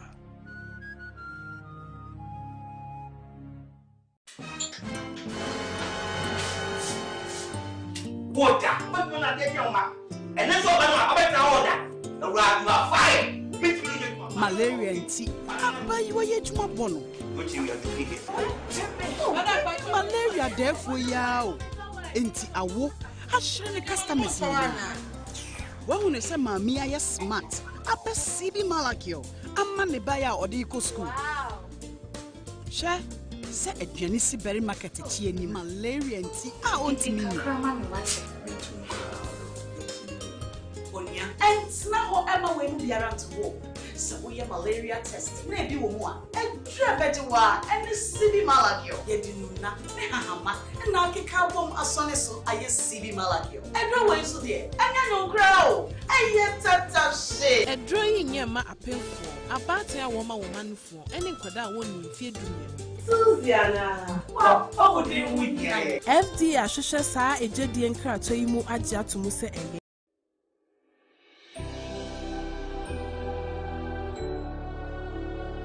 Welcome aboard the safest airline in Africa. With industry-leading safety measures to protect your well-being. The first in Africa to earn a diamond standard of safety. Offering a more contactless, safe, and seamless experience. Delivered with a smile by Africa's first fully vaccinated crew. Creating special memories that bring the joy back to flying, so you can continue making memories with your loved ones. Book your flight with Rwandair today. Rwandair, the safest airline in Africa. Rwandair, fly the dream of Africa. Announcements on Adoatv. Contact Adoatv for your general announcements, proclamations and publications, job vacancies, etc. at a very affordable rate. Call 05092 57754 020 258 or visit our marketing decks at Step Work Promises. Adoatv, bringing good things to life.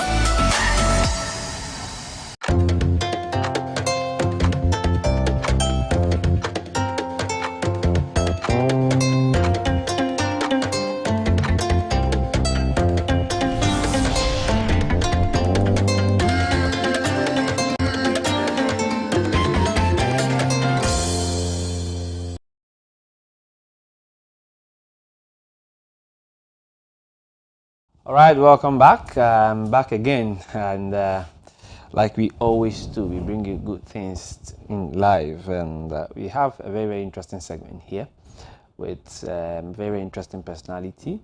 Now, last year, or let's say a year ago, a gentleman who I believe has also seen how the issues of unemployment in the country is going, decided to do something to help. And that is very commendable because you see a problem and you make efforts to contribute to how solutions will come in for that particular problem. So this gentleman decided to help find a way to also curb the rate of unemployment in the country. And so he came up with a recruitment hub where, I mean, people are trained, people are given directions and necessary guidance and all, so that they know specifically where to seek for employment, and if called for, let's say, interviews and what, you know exactly what to do to get employed. So he created what he called the SAA hospitality. SAA hospitality. Now, hospitality also should tell you the area of specialty. Let me put it that way. The area of specialty, so that you don't find yourself wanting. Now, we are going to speak to gentleman Spencer, and he's going to tell us about SAA, what they do, how they do it, and many more. So kindly stay with us and join me as we welcome gentleman himself in the studios. Thank you very much for coming, Spencer. Good morning, and how are you doing? Good morning, I'm doing well. That's great for having you. SAA Hospitality. Yeah. SAA. I don't know. I initially pronounced it SAA Hospitality, Yeah. and then I realized that SAA is actually an initials. What is it about? And Okay. then SAA Hospitality, thank you very much for giving me the opportunity once again. Yes, SAA Hospitality was established somewhere last year, but I've been working behind the scenes, closed doors, the scenes for about years now. Okay. And looking at the unemployment rate going on in this country, and I've worked for about 17 good years in the hotel industry. Okay. I started as a public area attendant, more like a cleaner. When I first finished my SHS, my grades were not good. Okay. So what I did was go search for a job. Going searching for a job was a difficult task for me. Trust me. Trust me. In fact, my first job was a Georgia hotel at Kaukudi, where the CEO, who is now the member of Council of State, Madam Georgina Kusi Prempe, gave me the opportunity to work as a public area attendant. I told her point blank, I can do it with the passion and hard work I bring on board. So first and foremost, I was trained on the job, was trained and had experience, work under people. Aside that, I work in a bar as a bartender, I work as a waiter, I work as a front desk person, I've worked also as a night auditor, through to sales and marketing and groups and events.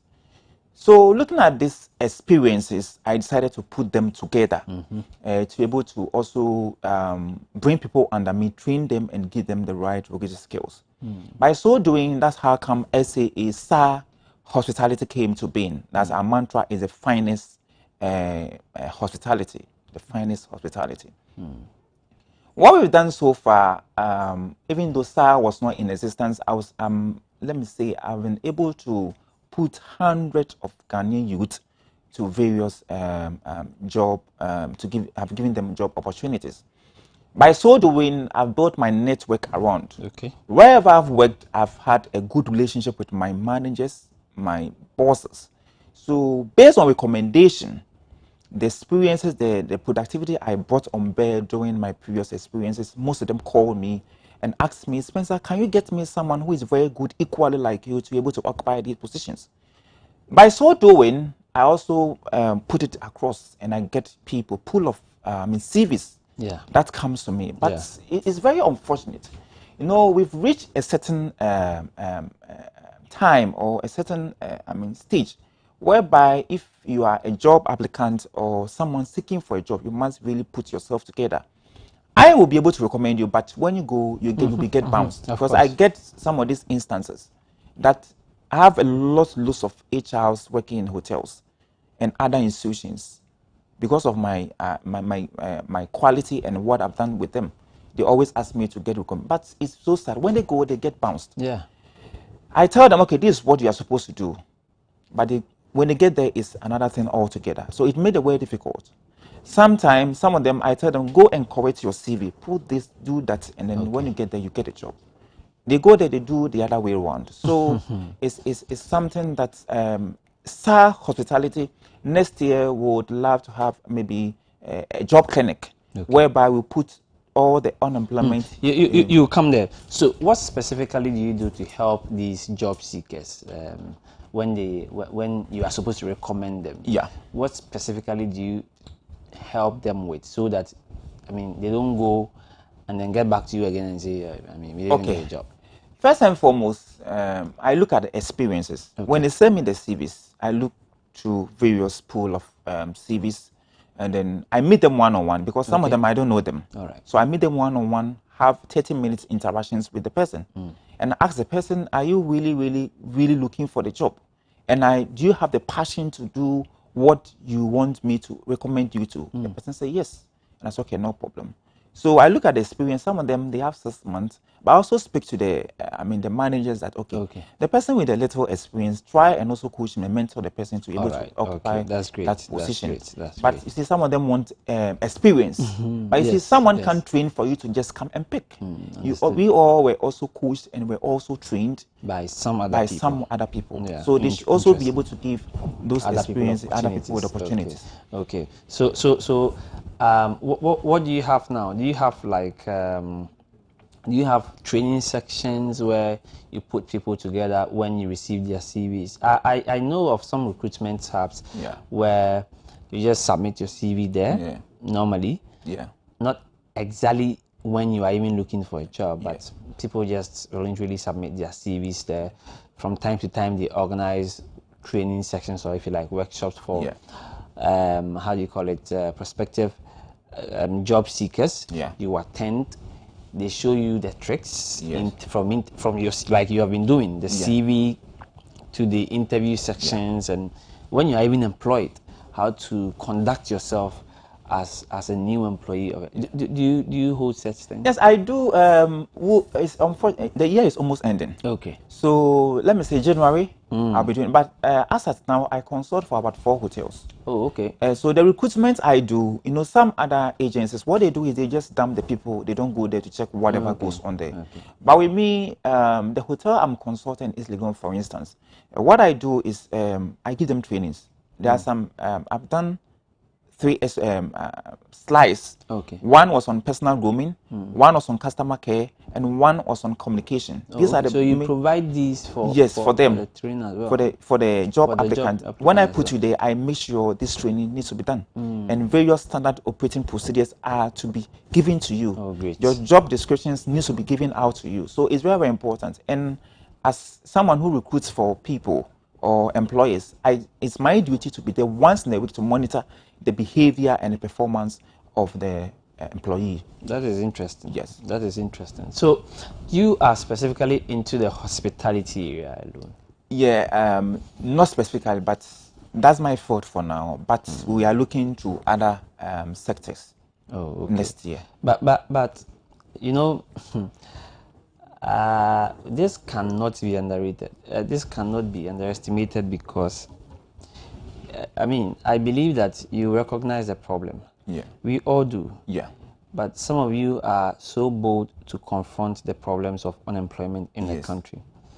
And that should be commended at any point in time. Yes. So you are doing a great thing. Thank you very much. And keep going.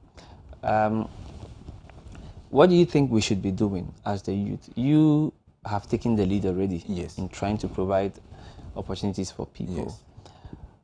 What should prospective applicants know, people who are job seekers? I know that they should be coming to you now, especially people who want to go into the hospitality area. If you're watching us, you should be going to Spencer very, very soon. But some people do not really know their left from their right. We come from school and we are all green. We don't even know what to do, where to start from. What do we do? Okay, with me, luckily for me, whilst working, I was building my capacity. Okay. From public area, I took over to write my exams, my SHS grade. Yeah. It was bad. I went 7 times. Oh, really? 7 good times. It was a tough period for me. Wow. I went 7 good times. Oh. Then I met one guy from Accra Newtown, one of the evening sessions. Those days we used to run evening session classes. So I asked him. He said he was going to write DBS, Diploma in Business Studies. Yeah, I said, wow. yeah. Then can you elaborate more about it to me? Because I'm a type, I'm very inquisitive. Okay. I want to know about every bit, everything that I see someone doing. Then he elaborated everything to me, and I said, okay, no problem. I need to drop what I'm doing and then go in for this. So I went for DBS. I did well. Okay. Then later, luckily, I did that DBS with Crystal Galaxy College in Adabaka, in Odoko. Among my mates, even though I was in a class with about 50 people, we were all doing the same courses, but I was ahead. Wow. Because whilst I was with them, I was taking other private exams. Okay. Wow. So with after the school, we graduated, and then I had opportunity to enter into the university second year. Oh, that's good. So building myself, my capacity as an employee who was working and also schooling, that helped me. Okay. I had opportunity to also enter into the British Council Blazing Trail, which was sponsored by Barclays, then as APSA. Yeah. And then I was selected to be part. It was emerging leaders, so I was part of the first batch.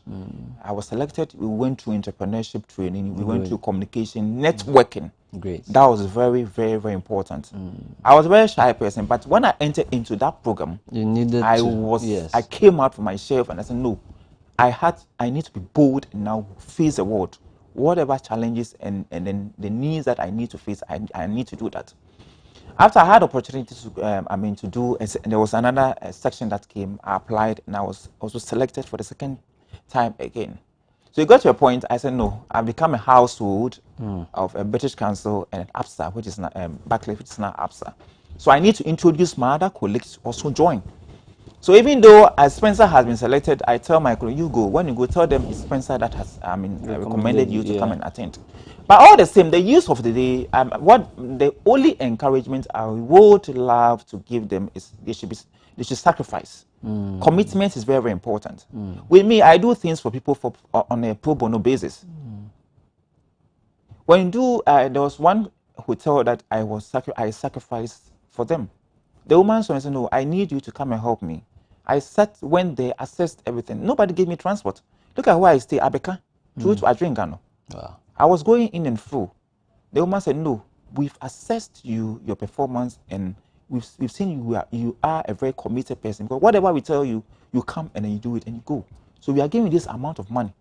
She gave me a very good money that I should use it as part of my effort. So that is where we should be looking at. I like the part where you are building your capacity even when you are still an employee. That's very, very important. I think that is one thing we don't normally hear in school. I mean, we don't hear such things in school. And then another difference between you and perhaps other people is that you had to start working at a very, very young age, quite earlier.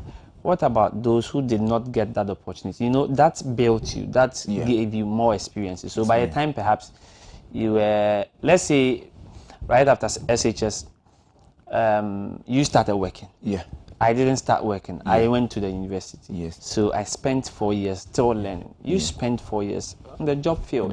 I mean, your experiences would be definitely bigger and greater than mine. What about people who have no experiences?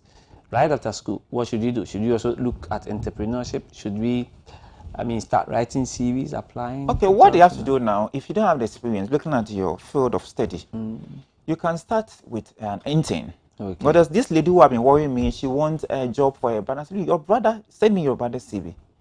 Where you want me to place your brother? He's not experienced. But the only thing I can do is let your brother go and sacrifice or commit himself for some month, for about 6 months. If you are good, I've spoken to one HR who says no.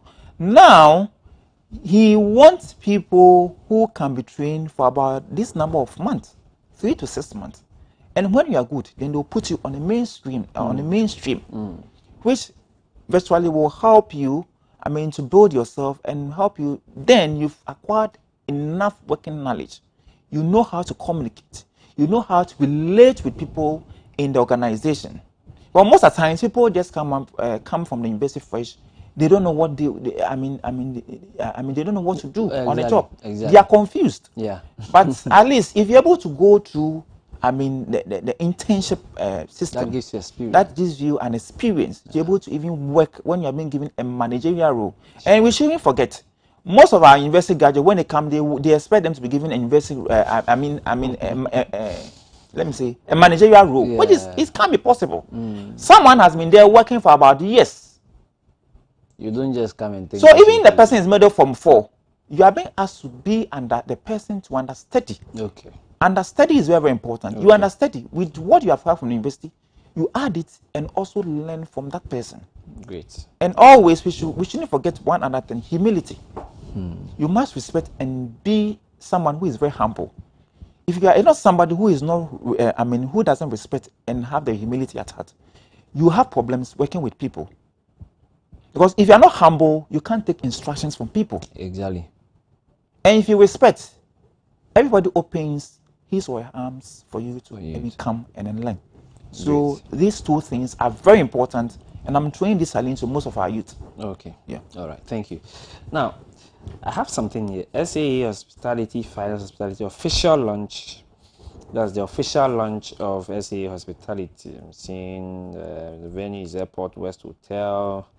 The date is 4th December. That is Saturday. Yes, Saturday. The time is 9 a.m. to 5 p.m. I'm seeing recruitment and training, hospitality marketing, public relations, developing SOPs for hotels, general marketing, contract catering services, and hotel reservations. Tell us about this particular program. Okay, my services. I do hotel bookings and reservations. Okay. Now I interact with a lot of people. I interact with people from Gambia. Gambia is a tourist destination. Yeah. I also have a partner in South Africa. Okay. Who works with who do hospitality. Oh, so wow. I also communicate. He even comes to Ghana and consult for hotels. Wow. So I communicate length and breadth of Africa and parts of the world to get people who want to come to Ghana and experience our tourism service. So in this case, most of them says, "Oh, I want a place to go and lodge." Then I have partner hotel or list of hotels that I work with. Yeah. Then I call those in charge and then book and take my commission for it. With the contract services, contract caterings, I have restaurants and restaurants who are not doing well. So I advise them on, look, now there's COVID. Most people are comfortable sitting at their offices and then eat. So what you have to do is just reach out to them, take their, put the proposals there and then start placing orders for them. Or maybe put up a concept, maybe a dinner package or a cocktail package that will yield or reach out to your target audience. These are some of the parts of the contract service. Okay. And the general marketing, Yeah. I do general marketing for hotels, not hotels alone, personalities, celebrities, and anyone who is interested. Okay. But sometimes celebrities marketing is very, some of them don't want to pay. Exactly. Some don't want to pay. Yeah. They want it for free. Yeah. But you see, you are exerting all your knowledge and then your skills to put something together for them. So these are some of the services we provide. Aside recruitment and training, I've highlighted on that. We recruit and train. And next year, what we want to do is we have partnered, maybe we'll partner with Adoatv and other stakeholders and come out with maybe a job fair or a job clinic. Sure. Whereby on set, we'll do job registration and job personality grooming, applicant grooming, and other services which will help open up some job opportunities for our applicants. That's those who want to do hospitality. And before coming out, I need to bring together some of these hotels who have vacancies. Okay. And on set, they can get a hold of some of these applicants to work with. So the program on the day is going to be about this, basically. Yeah. And where Airport West Hotel? Airport West Hotel is on the Osubadu Street. That's from Kufuor's Lane down. Okay. Yeah, you see it on the left hand side. So if I come on that day, coming to be part of the program, what should I be expecting? Okay, one, you'll be expecting Network is very, very important. Very so we didn't come and go for free because you have powerful people who are coming. So I always tell people, wherever you go, just network around. We didn't know where we all pray for. Let me say, I've forgotten this word. We all pray for destiny helper. So you didn't know where your destiny helper will appear. So wherever you go, make a point and then take 1 or 2 contacts from Connect there. with people. It's very, very connect with people. And I think there's going to be a cocktail section. Okay. Whereby after the outdooring and an officiating of the event, quick cake cutting, popping champagne, and then we have other people who come in to pitch their ideas and their businesses. I mean, we're able to learn 1 or 2 things from them. So it means some, does it mean some kind of investors are also coming in? So people that can pitch let me say, you have some young entrepreneurs who want to pitch their ideas. All right. To let the target audience who will be coming to know what they are into. So it's another platform that I have created. Great. And then our sponsors will be given the opportunity to also let our target audience know what they do, because they have also come out to, give us a helping hand for this program to come up successful. I've seen exhibition of products and services. Yes, exhibitions of products and services. Those who have products and services and they want to let our target audience or invited guests know what they do. I've spoken with the hotel to put up a small desk for them, maybe 1, 2, 3 desks for them to exhibit their products and services. During the network session, invited guests can just walk there and then go through what they are exhibiting. And then whilst they are snipping their drinks and other things, they can also be talking to this exhibitors one-on-one.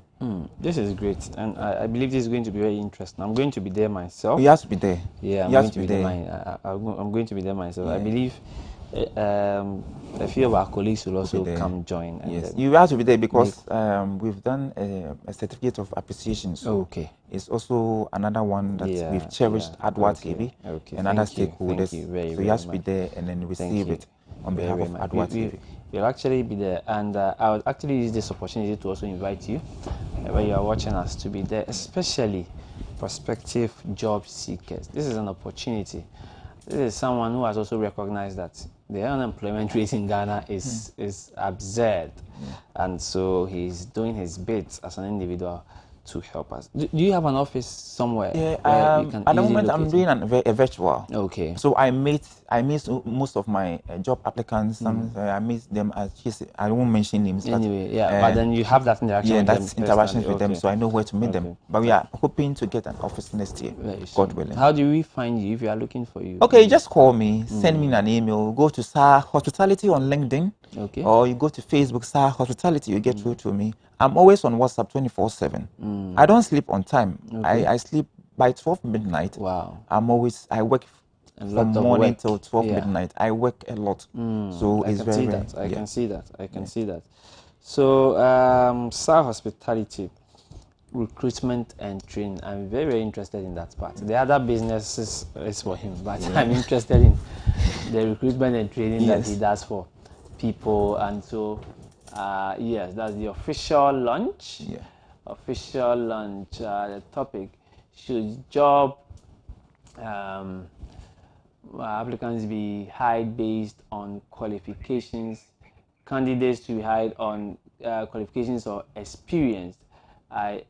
Would you say something on that? Okay. Quickly. Should job candidates be hired based on qualifications or experience? Yes. Let me touch on one of this. Okay. I think I will go in for experience. I will be opting for experience. One, experience is a skill someone has acquired within a specific number of years under his job jurisdiction, or a job being given to him over a number of years of time. Yes. But experience is very, very important, because when I'm pulling out, I'm pulling a whole number of CVs. For instance, I'm looking for a marketing person. If you are fresh from the university, I can't put you on a job. Because when I take you to the employer, especially the hotels per se, the owners will ask, well, hotel, if you're a marketing manager, then it means you are really a networked person. Okay. You must be able to generate a large volume number of revenue for the business. Well, hotel is capital intensive. Yeah. So sometimes they are being given a weight, target between 100,000 to 200,000 Ghana cedis. So some of these people, when they come, I tell them, look, who are your clients? What number of companies do you have? And what can you do within a month? I know the first month you are going to put internal measures in place, but second month, what can you do? To bring results. So it's very, very important. So I believe experience is something that we all need. You know, don't say all of it here. If you really want to, I want people to come to the official launch there, because there will be a lot of, should I say, secrets put out there as well. Because you are talking about somebody who is well versed in the industry of hospitality, has the network, has the links, the connections, and is now recruiting and training. Doing recruitment and training for people. So you don't want to miss this opportunity. Please don't stay home. Can you find your way to Osu? Osubedu Street. The place is Osubedu Street. Osubedu Street. West Airport. West Airport. Sorry. It's actually West Airport, Osubedu Street, on 4th December, 9 a.m. to 5 p.m. and come and experience or be part of this experience. I believe you are not going to regret it at all. Spencer, thank you very, very much. The name is what? Spencer? Spencer Asamoah Amponsa. So Sa is actually Spencer Asamoah Amponsa. Yes. Oh, okay. That's very interesting. Any last words for anybody watching? My encouragement I would love to give to the youth of this country is commitment. Good. We must be committed to whatever we are doing. We must be passionate about anything that is being given to us. If you are passionate, that's where you can do it and do it well, and that's where you can even acquire more experiences. And we should be able to learn. We should put before our backwards or our forehead or whatever. I don't know how to put it. But we should be able to learn from people, the older ones. The younger ones should learn from the older ones through respect and humility, because with humility sells. I've worked with a countless number of people. I've met people that this one I can't work, but with me, I work from both sides, left and right side, because when they say, oh, there are 2 blocks, I said, I don't believe in blocks. I'm here to work. So at the end, I work from 2 blocks, and it's everywhere. Good. So if you are the type who is versatile, and you must be versatile. Good. The COVID period, no company will recruit a PA and recruit a secretary. That secretary must be able to do a PA job, must be able to do most administrative work. So you must be versatile. Okay. And which I am. I can do a marketing work, I can put up concept together, I can do promotion, everything. Whatever I'm doing here, I haven't hired anyone. I'm the one doing everything. The sponsors, I put them together, send proposals to them, sit in my office, send them to them via email, do a telephone call, they book an appointment and meet them. So it's very, very important. Okay. Yeah. All right. Thank you very much, Mr. Asamoah Amponsa Spencer. Should I say the CEO of SAR? Yeah. Hospitality. Hospitality. Yeah, Spencer Asamoah Amponsa, the CEO of SAR Hospitality. He's been with us, shared some interesting nuggets with us. I believe we are keeping them, and most importantly, we are joining him as he does the official launch on 4th December. My name is Samuel Okusiapia. Thanks for staying with us. We have more for you on Adoatv, so don't go anywhere. Stay with the channel. Bye-bye.